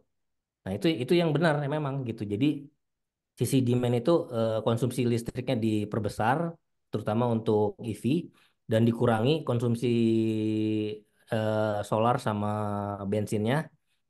Nah, setelah setelah EV itu mulai banyak di Indonesia, itu akan menarik investasi di bidang EBT karena mau nggak mau kan kurang pembangkitnya ya nggak. Terus dari segi apa namanya insentif itu banyak di bidang EV ya, dari mulai dari konversi ada subsidi, konversi motor listrik konversi motor bensin jadi motor listrik ada subsidi, beli motor listrik ke dealer itu dapat diskon 7 juta, beli mobil listrik dapat diskon 80 juta ya kalau nggak salah kalau mobil listrik. Nah, itu memang bagian dari strategi pemerintah untuk memasifikasi penggunaan EV. Sehingga nanti kalau demand-nya sudah tinggi, ini akan mendorong di sisi hulu. Nah, EBT ini kan di sisi hulu, EV itu di sisi hilir. Kalau teman-teman masuk mau di sisi hilir, nah sekarang nih waktunya gitu. Bisa masuk ke bagian konversinya, mau masuk ke bagian R&D-nya, mau masuk ke bagian otomasinya, aplikasinya, dan lain-lain. Ya, EV itu yang lagi rame gitu. Ya, itu bagus itu. Oke, gimana Elang? Apakah Ya, terjawab? terjawab Pak. Terima kasih Kak. Oke, selanjutnya silahkan Kamal. Baik, terima kasih Kak atas kesempatannya. Selamat pagi. Sebelumnya saya izin memperkenalkan diri, nama saya Muhammad Kamal, di sini dari Fisika 2022. Mungkin sebenarnya di sini saya sedikit tertarik sih ya mengenai energi terbarukan juga yang bisa dibilang lebih condong kepada solar cell itu sendiri gitu. Mungkin yang menurut pemahaman saya gitu yang mungkin bisa dikoreksi juga. Eh, saya melihat itu bahwa beberapa solar cell itu bisa dibilang memiliki bahan-bahan untuk membuat solar cell itu yang bisa dibilang non renewable, dan walaupun bisa dibilang non renewable juga, yaitu memiliki suatu apa ya cara mengambilnya atau cara menambangnya bisa dibilang tidak green gitu, dimana untuk solusi terbarukan atau istilah energi yang benar-benar purely 100% green itu masih bisa dibilang belum tercapai gitu. Dan pada akhirnya, menurut riset-riset yang saya baca juga, ada sedikit riset yang berhubungan dengan solar cell juga, yang bisa dibilang berhubungan dengan dye-synthesized solar cell gitu, di mana solar cell ini berhubungan dengan suatu sel organik gitu ya, atau dye-synthesized dari sel organik gitu. Nah, tapi di sini kan problematikanya itu adalah efisiensinya yang rendah gitu, baik itu dari dye-synthesized solar cell sendiri maupun juga ke solar panel yang bisa dibilang dalam implementasinya khususnya di Indonesia sendiri gitu. Nah, di sini mungkin saya izin menanyakan pendapat kakak gitu. Kira-kira dalam konteks energi terbarukan di Indonesia khususnya solar cell itu sendiri, apakah kita memiliki suatu potensi yang besar gitu untuk mengimplementasikannya secara efisien, dan apabila ada kesempatan yang lebih kita bisa melakukan transisi yang bisa dibilang kembali menerapkan si dye synthesis solar cell sendiri itu sendiri gitu, baik secara research and development-nya maupun secara praktikal di lapangannya gitu. Mungkin sekian Kak dari saya. Terima kasih. Oke ya, jadi pertanyaannya apakah memungkinkan kita, gimana pertanyaannya? Sebelumnya izin masuk juga Kak. Jadi pertanyaan saya itu lebih kayak bagaimana kita apa ya potensi penerapan synthesized solar cell atau istilahnya solar cell yang bisa dibilang purely green gitu, dari segi pembentukannya, dari segi materialnya, dan juga dari segi implementasinya itu 100% green Ah ya, dan oke oke potensinya gitu Kak. Mungkin sekian Kak. oke oke ya, terima kasih bagus ya.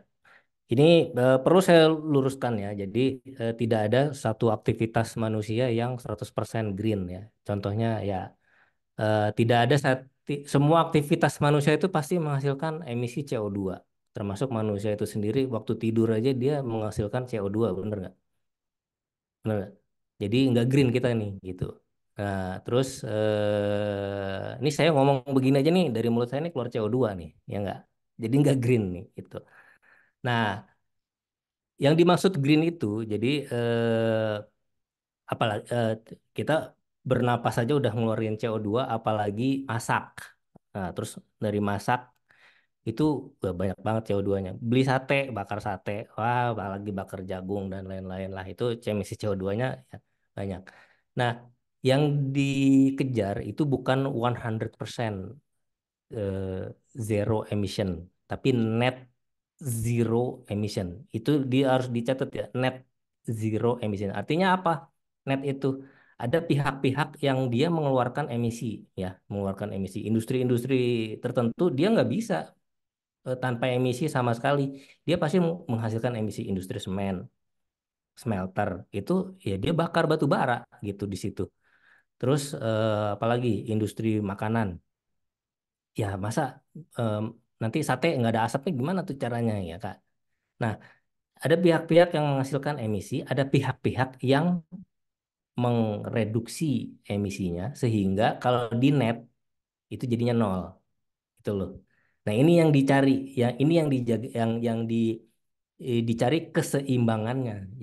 Jadi yang jadi masalah dari global warming itu kan ini nggak setimbang antara pihak yang menghasilkan emisi itu banyak banget, bahkan ugal-ugalan, tapi pihak yang mereduksi emisi itu cuma tumbuh-tumbuhan sama fitoplankton doang. Itu kan sudah melebihi kapasitas bumi, sudah melebihi kapasitas planet bumi untuk membersihkan emisi dari pihak-pihak yang mengeluarkan emisi gitu. Jadi yang dicari adalah kesetimbangannya. Kesetimbangannya, kalau kita menghasilkan emisi sekian ton per tahun, sekian juta ton per tahun, harus ada pihak yang melakukan reduksi emisinya juga sehingga tercapai kesetimbangan yang disebut dengan net zero emission. Nah, net zero emission itu di tahun 2060 targetnya ya, net zero emission. Intinya itu kesetimbangan. Jangan sampai kelebihan. Kalau bisa minus, ya enggak. Kalau bisa minus. Pihak yang mengeluarkan emisi lebih sedikit daripada atau emisi yang dikeluarkan lebih sedikit daripada emisi yang bisa diabsorb. Disitulah makanya ada peran renewable energy, ada peran electric vehicle, ada peran penanaman pohon, ada peran deforestasi ya, deforestasi. Jadi hutan-hutan yang udah gundul ditanamin lagi, terus sawah-sawah yang udah mulai apa mati dihidupin lagi. Itu bagian dari ini gitu. Ini bagian dari ini agenda yang besar tadi gitu, bukan cuma apa EBT aja. Nah, itu yang pertama saya luruskan. Sehingga dalam penambangan atau dalam proses pembuatan solar panel itu memang tidak 100% zero emission, nggak mungkin, nggak mungkin. Jadi untuk ngambil silikanya aja ya kan, silika nanti diproses menjadi silikon ingot dipanaskan sampai suhu 800 bahkan 1600 derajat untuk menghasilkan monokristalin. Ya, itu udah banyak emisinya, itu udah banyak emisinya.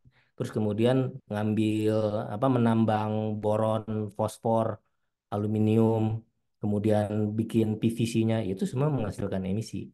Nah, tapi dari proses tadi kan tercipta produk yang namanya solar panel. Solar panel ini mereduksi emisi yang dihasilkan selama 25 sampai 30 tahun umur pakainya. Benar nggak?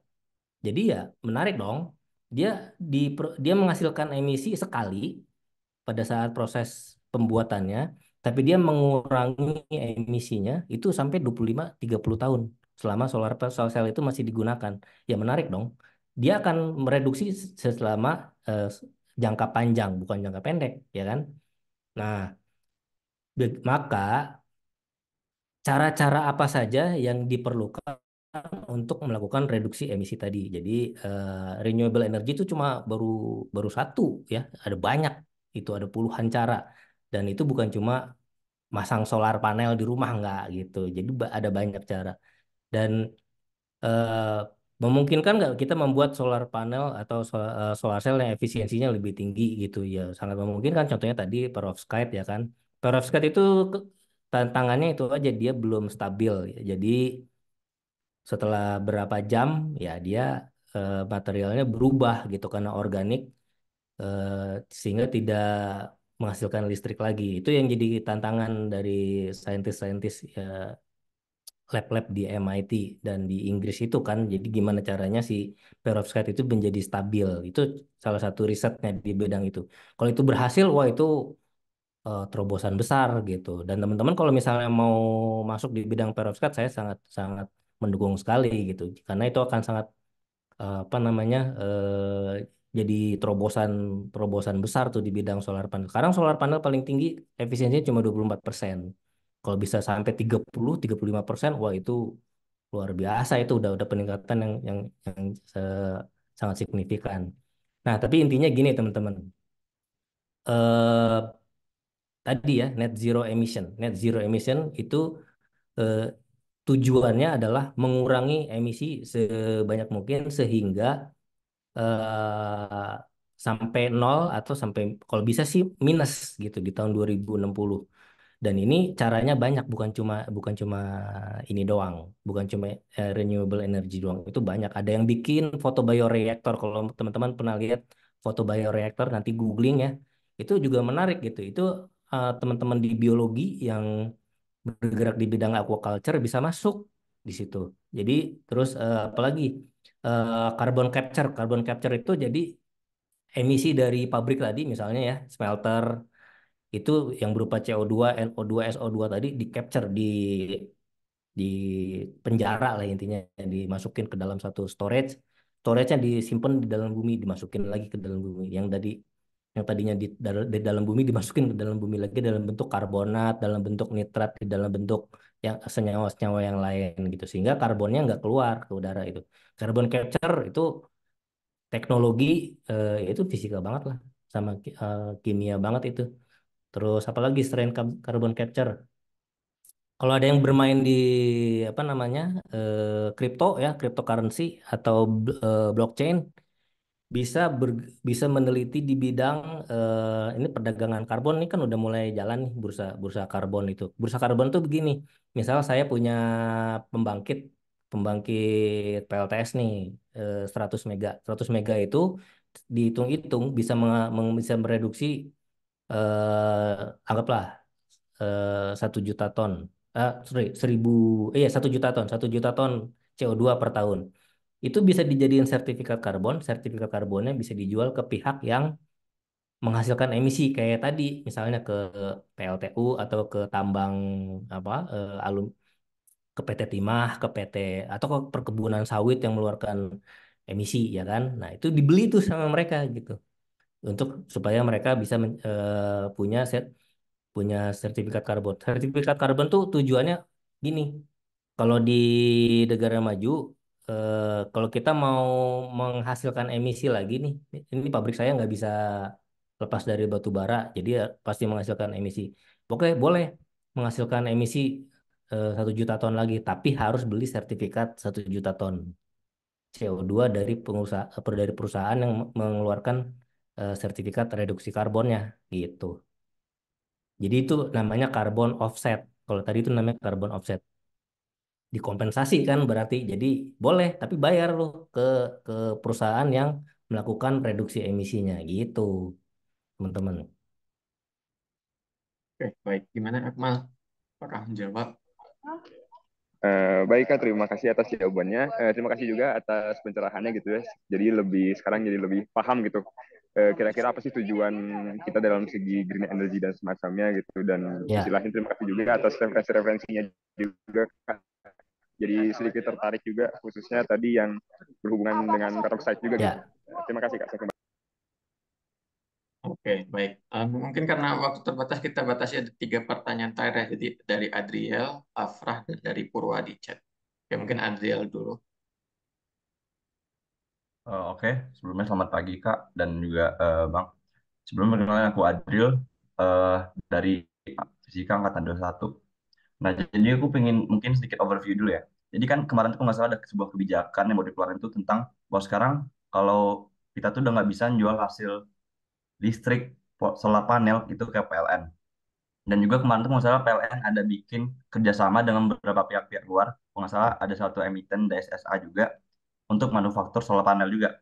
Nah, menurut kakak dengan adanya kerjasama PLN ini dengan untuk manufaktur solar panel dan juga dengan kita nggak bisa jual listrik ke ini ke PLN, apakah ada kemungkinan bahwa kita memiliki solar power plant juga seperti yang kayak ada di Cirata gitu? Dan juga apakah ada kemungkinan kita bikin pabrik eh, solar panel di Indonesia? Mungkin itu aja Ya, Kak. Terima kasih. oke ya. Oke, ini kamu ngikutin perkembangan ini ya berarti ya. Nah, jadi saya cerita sekilas saja deh tentang regulasi tentang PLTS atap ya. Jadi PLTS itu ada banyak jenis ya. Kalau dari tata niaganya, PLTS yang di jadi gini nih, tata niaga di usaha ketenaga listrikan itu ada di pembangkitan ya, pembangkitan, kemudian ada transmisi, distribusi, kemudian penggunaan tegangan rendah instalasi ini. Nah, pembangkitan itu kalau kamu mau punya bisnis di bidang pembangkitan tenaga listrik, kamu namanya perusahaan IPP, Independent Power Producer. Nah, Power Producer itu jual listrik ke PLN. Di sini ada transaksi jual beli. Kamu menghasilkan 1 megawatt hour dihargain berapa di PLN, ya? Itu ininya. Ini ada transaksi jual beli. Terus perjanjiannya disebutnya namanya PPA, PPA, Power Purchase Agreement. Dan ini kontraknya 30 tahun, ya kan, 25 tahun, 20, 30 tahun nih biasanya. Nggak mungkin 10, 15 tahun. Nah, itulah yang ada di bidang pembangkitan. PLTU, PLTS, PLTA itu yang milik-milik swasta, bukan milik PLN, dijual ke PLN kan. Dijual ke PLN, ini melalui mekanisme namanya PPA, dan perusahaannya namanya IPP. Nah, itu disebutnya PLTS saja. Nah, kemudian ada bidang transmisi, distribusi, penggunaan tegangan rendahnya di sisi konsumen nih, di sisi konsumen. Sekarang ternyata PLTS bisa dipasang di rumah-rumah pelanggan, ya kan? Di rumah-rumah pelanggan. Nah, sistemnya mau terkoneksi dengan jaringan listrik PLN atau terpisah, ya nggak? Kalau terpisah namanya off grid. Off grid. Kalau yang tadi ini disebutnya ini kan grid nih, sistem ketenaga listrikan tuh disebutnya grid. Kalau terpisah disebutnya off grid. Kamu pasang ATS nanti gantian si PLTS-nya sama PLN-nya bisa. Atau dibikin hybrid juga bisa. Atau mau terkoneksi dengan jaringan PLN namanya on grid. Nah, yang diregulasi sama Permen SDM nomor 49 2018 itu yang terkoneksi ke jaringan. Di sini tidak ada transaksi jual beli listrik. Di sini nggak ada, ya. Jadi yang ada itu kita mengandut sistem yang namanya net metering. Jadi kalau net metering itu kamu impor dari PLN sekian kWh, kamu ekspor ke PLN sekian kWh. Netnya berapa? Nah, itu yang kamu bayar ke PLN. Jadi dia hanya mengurangi tagihan listrik PLN. Tidak ada transaksi jual belinya. Paham maksudnya? Kamu nggak dapat duit dari sini. Jadi istilahnya kosakata yang benar itu bukan menjual listrik ke PLN, tapi mengekspor listrik, mengoffset tagihan listrik. Nah, Permen nomor 49 tahun 2018 itu yang ngatur itu. Tadinya yang diekspor itu dihargai 65% sama PLN. Misalnya kamu ekspor ke PLN dalam 1 bulan 100 kWh. Yang dihargain sama PLN cuma 65%-nya, 65 kWh-nya aja. 65 kWh ini yang jadi pengurang tagihan di bulan berikutnya. Itu. Nah, dilanjutkan, diperbaiki, disempurnakan di Permen ASDM nomor 26 tahun 2021. Yang tadinya 65% jadi 100%. Nah, makin menarik dong.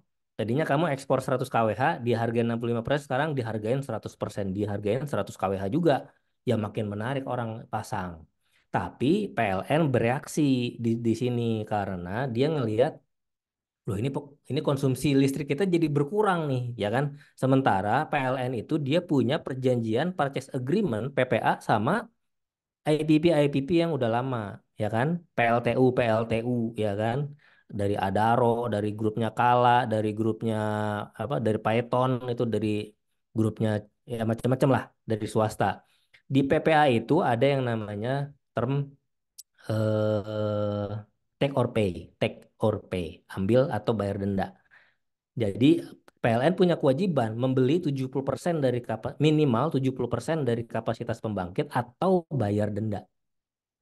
Nah, ini yang PLN tuh jadi berat gitu. Dan ini program sebelumnya nih yang 35.000 megawatt, ingat nggak di tahun 2014 tuh Pak JK, programnya Pak JK tuh. Itu PLTU semua. Jadi nggak ada PLTA dikit lah, ada tapi dikit. Tapi ini PLTU semua. Nah, PLN tuh dibebani sama ini. Dia tuh oversupply di regional Jawa, Madura, Bali.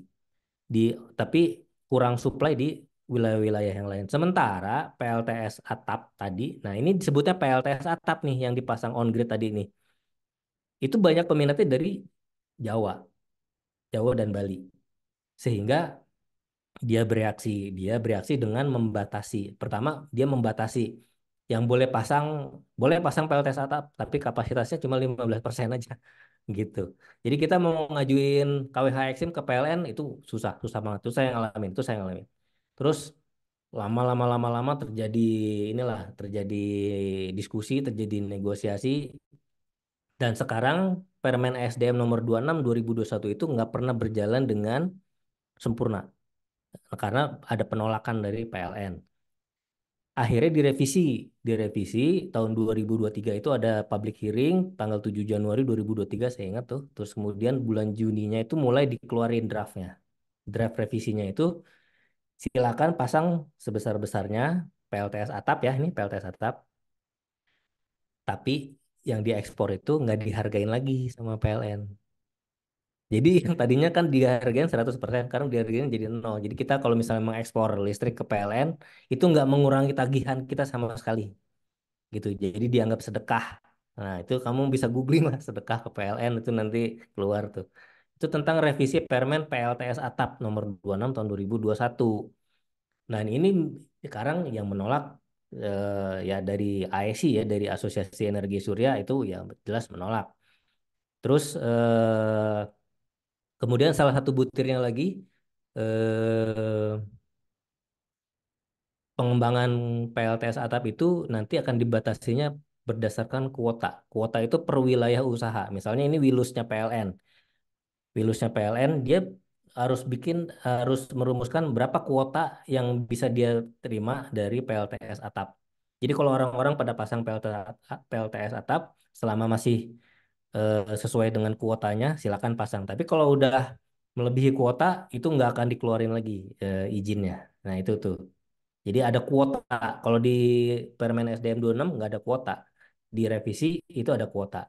Dan revisi ini nanti akan terbit diundangkan di bulan Maret nih kayaknya nih. Di akhir Maret. Di awal Maret. Janjinya sih di akhir Januari kemarin tapi belum keluar-keluar gitu. Nah, di situ yang saya maksud dengan kebijakan pengembangan PLTS atap itu blocking. Ya, kalau kebijakan itu, regulasi itu cuma dua. Kalau nggak boosting, blocking. Kamu harus lihat ini, kalau mau masuk ke sebuah industri, kebijakan bagaimana? Boosting nggak? Kalau boosting, gas kita. Tapi kalau blocking, kita mulai ini nih harus harus antisipasi nih gitu. Nah, kebijakan PLT Satap ini blocking di Indonesia. Jadi makanya terhambat. Salah satu hasilnya target PLTS Hatap itu 900 megawatt di tahun 2023 yang tercapai cuma 138. Ya kan jauh banget. Cuma 17%-nya. 17 apa 14% itu saya nanti tinggal hitung aja. 138 tercapai target 900 mega ya kan. Itu nggak tercapai itu akhirnya. Terus apakah masih memungkinkan kita membangun PLTS yang skala besar kayak yang floating di Cirata atau floating di yang lain-lain. Nanti ada floating di Batam, ada ground mounted di Purwakarta, ada ground mounted di mana masih memungkinkan karena ini IPP. IPP itu urusannya sama RUPTL Rencana Usaha Penyediaan Tenaga Listrik. RUPTL 2021-2030 itu udah apa namanya? Menetapkan berapa kapasitas PLTS yang akan dibangun dan PLN mau beli gitu. Nah, kalau yang RUPTL ini banyak banyak banyak peluangnya gitu. Cuman masuk ke sini ya lumayan susah juga dari segi non teknisnya, politiknya, terus apa namanya keekonomiannya dan lain-lainnya, sosialnya ya itu juga eh, lebih berat gitu. Tapi skala yang dibangun di sini ya 100 mega, 200 mega, nggak mungkin 50 mega, pasti di atas 100 gitu. Dan ini biasanya pemain besar yang masuk ke sini gitu. Jadi sangat memungkinkan kalau masuk ke IPP gitu. Oke, gimana Adrian? Jawab. Nah, ini tata niaganya perlu ini ya, harus harus tahu. Jadi kita kalau masuk ke sebuah apa namanya industri, kita harus lihat peta tata niaganya. Nah, itu kosakatanya. Tata niaganya ini kayak gimana? Nah, tata niaga itu apa namanya, yang namanya energi ketenaga listrikan itu pasti highly regulated, ya kan, high risk dan highly regulated, risikonya tinggi dan regulasinya pasti sudah ada. Jadi nggak kayak kita masuk ke bidang apa yang baru yang nggak ada regulasinya sama sekali. Oh, itu pasti bidang yang tidak menyangkut hajat hidup orang banyak. Tapi kalau energi ini menyangkut hajat hidup orang banyak, pasti highly regulated dan high risk gitu. Tapi high return juga gitu. Gimana Ya, menjawab? Sudah menjawab, Pak. oke, terima kasih jawabannya dan terima kasih juga Adriel. Oke, penanya dari yang mau TSN terakhir ya, Afra. Setelah itu kita ke Kapurwat yang juga pertanyaan terakhir dari via chat. Silakan Afra. Oke, selamat pagi semua. Perkenalkan nama saya Alfra, mahasiswa Fisika Angkatan 22. Saya ingin berbicara tentang renewable energy, khususnya biogas. Biogas salah satu energi yang terbarukan yang potensial, namun menurut saya kurang populer dibandingkan surya atau angin. Padahal Indonesia memiliki banyak sumber biogas yang bisa dimanfaatkan. Contohnya dari limbah pertanian, peternakan, atau rumah tangga.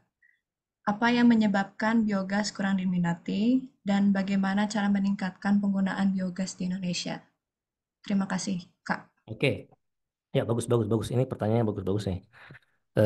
Biogas ya, biogas itu salah satu bentuk biofuel yang cukup potensial di Indonesia karena potensinya itu banyak. Eh, nah, dia punya tantangannya adalah memenuhi skala ekonomi ya, memenuhi skala ekonomi yang pertama tuh. Ya, kita kalau mau bisnis di bidang biogas ya kita harus punya hitung-hitungan. Ini kalau produksinya cuma sedikit, terus tapi cost-nya besar, ya itu kan jadi nggak untung, ya, nggak akan bisa beroperasi itu si perusahaannya. Nah, itu yang pertama, masalah keekonomian. Terus yang kedua demand-nya ya kan. Demand-nya itu belum masif ya, ada tapi belum masif. Jadi kita harus kalau mau masuk ke bidang biogas kita harus pastiin demand-nya sudah ada atau belum. Terus kemudian dari mana. Dan biogas itu selain bisa bisa dari fermentasi apa namanya sisa-sisa makanan atau sampah itu teman-teman nanti boleh cari dari alga ya, dari micro micro micro algae. Micro algae itu dia berfotosintesis nanti menghasilkan sorry ini biofuel. Tapi ada juga yang menghasilkan methane, menghasilkan CH4.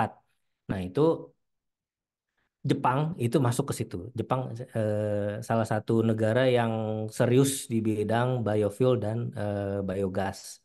Nah, nanti kendalanya itu adalah di skala berapa kapasitas produksinya sehingga dia menjadi ekonomis, lebih ekonomis dari LPG gitu kan. Kalau kita masih tarungnya sama LPG susah karena LPG itu disubsidi, biogas enggak gitu. Nah, itu juga salah satu kendala di LNG ya. LNG itu liquid natural gas, bukan renewable tapi dia energi baru. Dia juga terkendala di bidang itu gitu. Jadi dari sisi demand, dari sisi harga, dari sisi apa namanya teknis storage ya, storage karena gas itu kan pasti harus disimpan dalam tangki bertekanan. Storage itu juga jadi salah satu kendala. Kemudian transportasinya. Terus kemudian, oh ini saya jadi ingat tuh banyak alumni TB di PT Nusantara Regas tuh yang tugasnya apa mengubah LNG menjadi liquid, dari liquid menjadi gas lagi itu si Nusantara Regas ekosistemnya.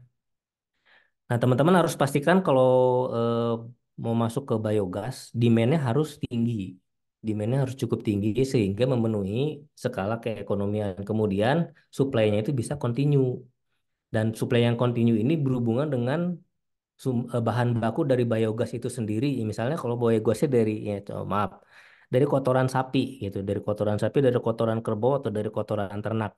Untuk menghasilkan lah, anggaplah 10 ton biogas gitu. Itu diperlukan kotoran sapi seberapa banyak gitu. Apakah sapinya harus kita bikin mencret dulu sehingga dia kan nggak bisa. Nah, itu skala apa namanya? Skala produksi itu penting gitu. Itu yang menyebabkan biogas itu masih terkendala masalah supply-nya. Supply-nya itu belum memenuhi skala produksi minimum supaya dia ekonomis gitu. Kalau hanya untuk konsumsi sendiri, misalnya untuk kebutuhan rumah tangga yang bukan buat produksi, mungkin masih bisa ya kan dari proses fermentasi alaminya itu buat kebutuhan sehari-hari bisa. Tapi kalau buat produksi itu masih terkendala. Dan itu masalah yang sama yang terjadi dengan biofuel dan biomass. Itu masalah supply. Supply-nya dari mana yang sebesar itu? Apakah dari pabrik gula? Kurang. Dari ampas eh, tahu kurang. Dari ampas apa namanya? Ampas tebu ya gula ya, sorry. Singkong masih kurang. Jadi memang supply-nya itu terbatas nih si biomass ini sama biofuel itu. Juga biogas itu eh, beda dengan minyak bumi. Kalau minyak bumi kan tinggal rock aja si sumur itu tinggal produksi aja terus gitu dipompa terus ya kan. Itu yang dia makanya jauh lebih kompetitif dibanding si biomass, biofuel dan biogas gitu. Nah, itulah kendala-kendalanya. Dan itulah tantangannya yang apa harus dipecahkan. Tapi dia punya masa depan yang cerah. Kenapa? Karena arahnya ke depan itu memang itu harus dimix ya. Jadi kayak PLTU nih. PLTU itu dia harus co-firing sekarang sama biomass. Jadi 70% batu bara, 30% biomass. Terus kemudian biodiesel itu yang tadinya B20 jadi B30. Nanti lama-lama jadi B100 ya kan 100% biofuel berarti dari kelapa sawit atau dari yang lain. Kemudian yang gas juga sama, itu bakal dikonversi sedikit demi sedikit gitu. Dia punya masa depan juga gitu. Gimana kira-kira menjawab? Menjawab, Kak. Terima kasih banyak, Kak. Ya, sama-sama. Oke, oke. Berarti kita masuk ke pertanyaan terakhir dan kayaknya masih berhubungan dengan pertanyaan tadi gitu. Yaitu tentang market. Tapi ini mungkin nanyanya soal di uh, tenaga surya itu sendiri. Jadi pertanyaan dari Kak Purwa adalah untuk persaingan perusahaan EBT, terutama energi surya di Indonesia itu apakah sudah ketat atau justru masih kurang? Dan untuk demand-nya sendiri itu gimana? Apakah masih didominasi oleh pemerintah atau swasta? Gitu. Ya, untuk kompetisi ya di bidang energi surya itu saya cuma bisa bilang cukup kompetitif ya. Untuk di bidang manufaktur saja, jadi manufaktur solar panel itu ya mulai banyak bermunculan nih di Indonesia dan dari luar negeri juga udah masuk ya. Dan skalanya itu gigawatt. Ya, ini saya mau cerita seluruh pabrikan solar panel lokal tadinya anggota APAMSI kalau digabungkan kapasitas produksinya itu cuma 500 megawatt per tahun. Masuk perusahaan si Leso itu bukan anggota APAMSI. Kapasitasnya 2 gigawatt per tahun. Dan ini yang menyebabkan solar panel TKDN tadi yang anggota APAMSI itu harganya jadi kurang kompetitif dibandingin yang dari luar ini gitu. Dia sekali produksi 2 gigawatt. Ini dalam 1 tahun produksi cuma 500 megawatt. Pasti lebih ekonomis yang ini gitu dan harganya memang jauh lebih murah jadinya. Terus masuk Trina dan lain-lain. Jadi di pasar manufaktur ini akan semakin ramai dan makin kompetitif. Kemudian dari segi distributor juga itu udah sangat kompetitif ya. Jadi margin mereka itu udah tipis-tipis, tapi memang karena nilai proyeknya itu besar-besar ya. Di Indonesia ini rencananya di tahun 2024 itu di 800 megawatt nih proyek-proyek baru di bidang energi surya. Jadi mereka ya masih oke gitu. Terus di bidang EPC itu perusahaan EPC yang saya tahu di Indonesia yang terdaftar di ESDM itu ada 240-an. Eh, tapi ternyata eh, proyek-proyek yang ada itu masih kekurangan ya, masih kekurangan tenaga kerja, masih kekurangan EPC. Nah, ini penyebabnya adalah yang pertama eh, perkembangan proyek itu larinya kayak motor ereking gitu. Tapi kalau EPC itu konstruksi itu larinya itu kayak apa namanya sepeda ontel. Jadi nggak bisa cepat. Iya, konstruksi itu nggak bisa cepat loh. Jadi untuk membangun 1 mega, 2 mega itu ada yang butuh sebulan, ada yang butuh 2 bulan gitu. Yang paling cepat yang saya tahu, Medco itu dia bisa bangun 5 megawatt per bulan. Dan itu ke kontraktornya si Catur Elang Sinergi. Nah, itu dia yang eh, salah satu yang paling maju lah kalau di bidang EPC.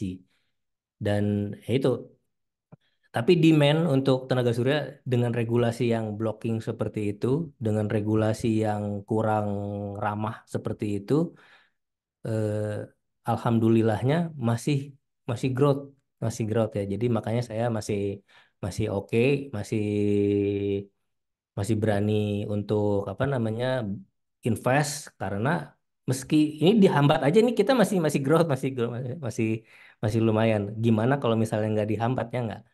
Itu loh ininya apa clue-nya. Dan jangan berfokus di Indonesia aja teman-teman.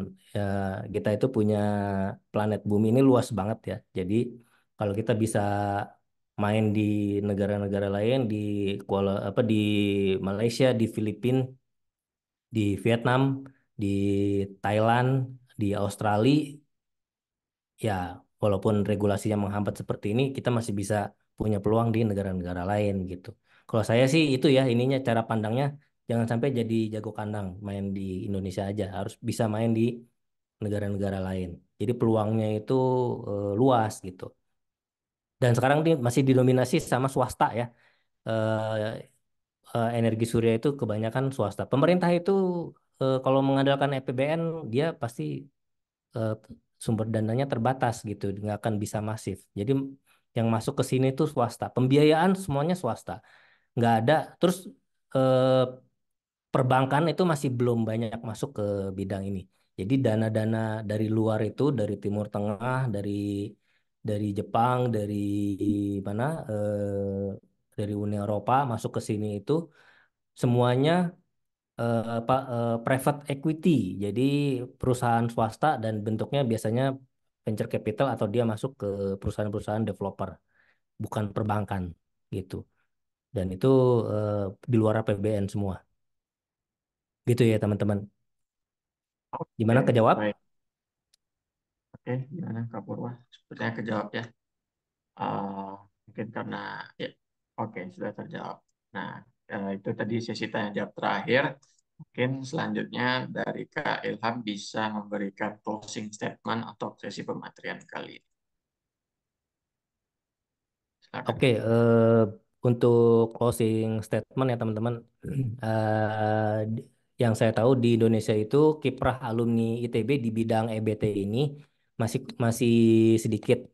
Jadi sepanjang saya berinteraksi dengan para pemain-pemain di bidang EBT maupun baik di solar energy, wind turbine atau yang lain, itu saya masih banyak ketemunya tuh alumni dari kampus lain. Dari ITB itu ya ada tadi ya ada TML, ada Sintek tapi kebanyakan mereka kalau alumni ITB banyaknya di PLN, di Pertamina ya kan. Nah, dari ITB itu masih banyak yang belum masuk ke swastanya nih gitu. Jadi yang bermain di bidang ini tuh masih masih kurang. Justru yang salah satu kampus yang cukup banyak masuk alumninya dari sana itu ada UIN Suska. Saya ini juga ini saya amazing juga. Wah, UIN Suska bisa bisa menyumbang banyak alumni di bidang EBT loh ternyata sekarang. Jadi saingan kita itu sekarang eh, bukan lagi dari kampus-kampus tier 1 seperti UI, UGM, ITS dan lain-lain, tapi juga dari kampus-kampus yang lain nih gitu. Itu udah banyak masuk ke bidang EBT. Dan bidang EBT ini masa depan, jadi jangan sampai ditinggalkan gitu. Jadi eh, pesan saya banyak peluang di bidang EBT itu yang membutuhkan kiprah di dari alumni ITB ya, terutama alumni kimia, fisika, teknik kimia, elektro dan lain-lain. Fisika teknik apalagi ya, sipil itu kepake lagi gitu. Jadi berkiprahlah di bidang EBT. Dan bagi teman-teman yang mau apa belajar tentang eh, gimana sih kalau jadi PV engineer, gimana sih kalau pasang solar panel dan lain-lain, boleh belajar di Batara Energi Mangga kalau mau magang gitu. Silakan. Oke, oke siap. Nah, itu pengumuman yang menarik ya teman-teman. Silakan kalau Mangga mau. kalau mau magang. Nah, itu oke. Em, Selanjutnya, oh ya terima kasih ke Kak Ilham atas closing statement-nya. Selanjutnya kita ke penyerahan sertifikat eh, untuk operator mungkin bisa share screen dan kita akan dokumentasi bersama peserta juga. Jadi peserta bisa on cam dulu sambil operator juga share screen. Silakan teman-teman ditunggu sampai jam 11 untuk on cam.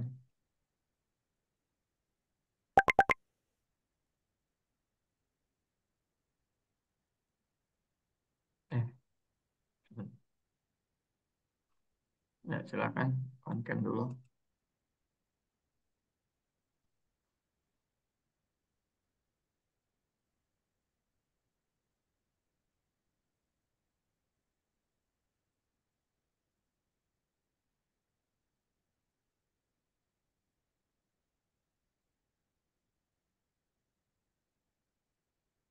Silakan operator apakah bisa share screen? Oke. Oke, silakan untuk tim dokumentasi mungkin untuk sertifikat dulu. Jadi tadi bersama sertifikat. Oke, terus untuk ada dokumentasi ada apa dari aku ya. Aku mulai 1, 2, 3. 1, 2, 3. Oke, mungkin selanjutnya bisa untuk mulai dokumentasi dengan semua peserta. Oke, mungkin share screen sertifikatnya bisa dibuka. Ya, silakan tim dokumentasi. Mungkin aku tunggu sampai pukul 11.01. Oke, aku juga sambil lihat ya.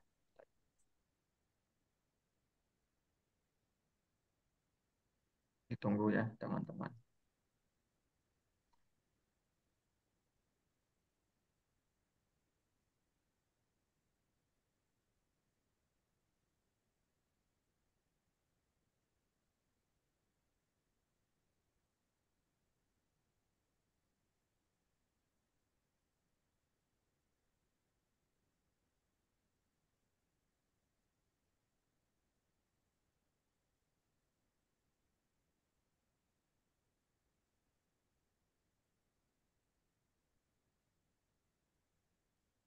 Saya udah ganti background.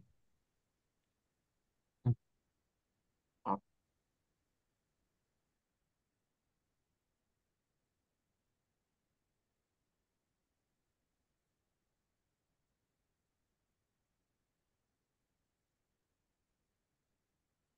Oke, karena mungkin dari 11.01 aku mulai ya. Di sini ada 6 slide, jadi pertahankan posisinya dulu. Aku mulai ya. Slide pertama.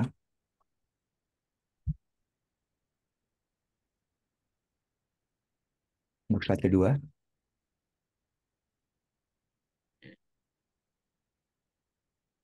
Slide ketiga.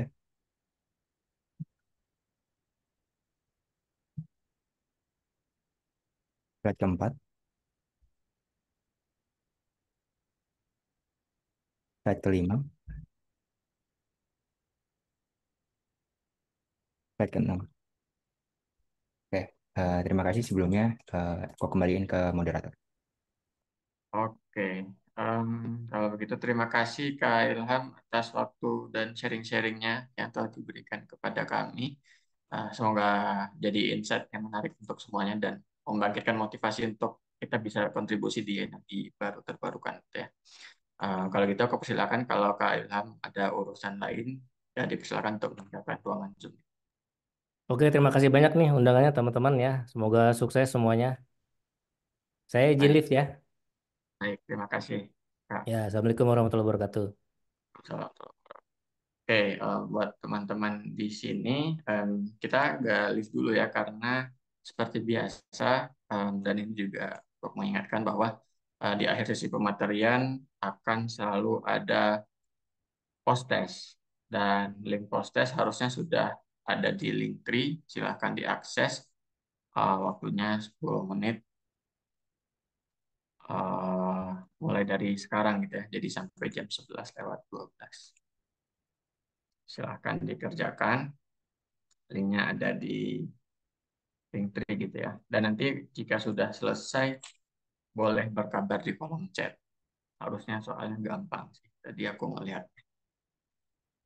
Dan mungkin sedikit promosi ya. Tadi Kak Ilham menyinggung tentang perovskite atau solar cell. Nah, kebetulan di grup riset aku TA di Fisika Magnetik dan Fotonik itu kami membahas tentang itu juga. Jadi ada Pak Rahmat Hidayat yang sedang coba mengembangkan untuk material perovskite untuk apa namanya solar cell, ataupun Bu Prestuti Wulandari dan Pak Herman gitu ya. Mungkin lebih ke Bu Wulan gitu ya, yang fokus ke material polimer untuk solar cell solar cell organik gitu ya, atau dye synthesizer solar cell. Jadi boleh dimanfaatkan. Kalau untuk Pak Herman kayaknya lebih bagian ke spektroskopi atau karakterisasi sel suryanya itu sendiri.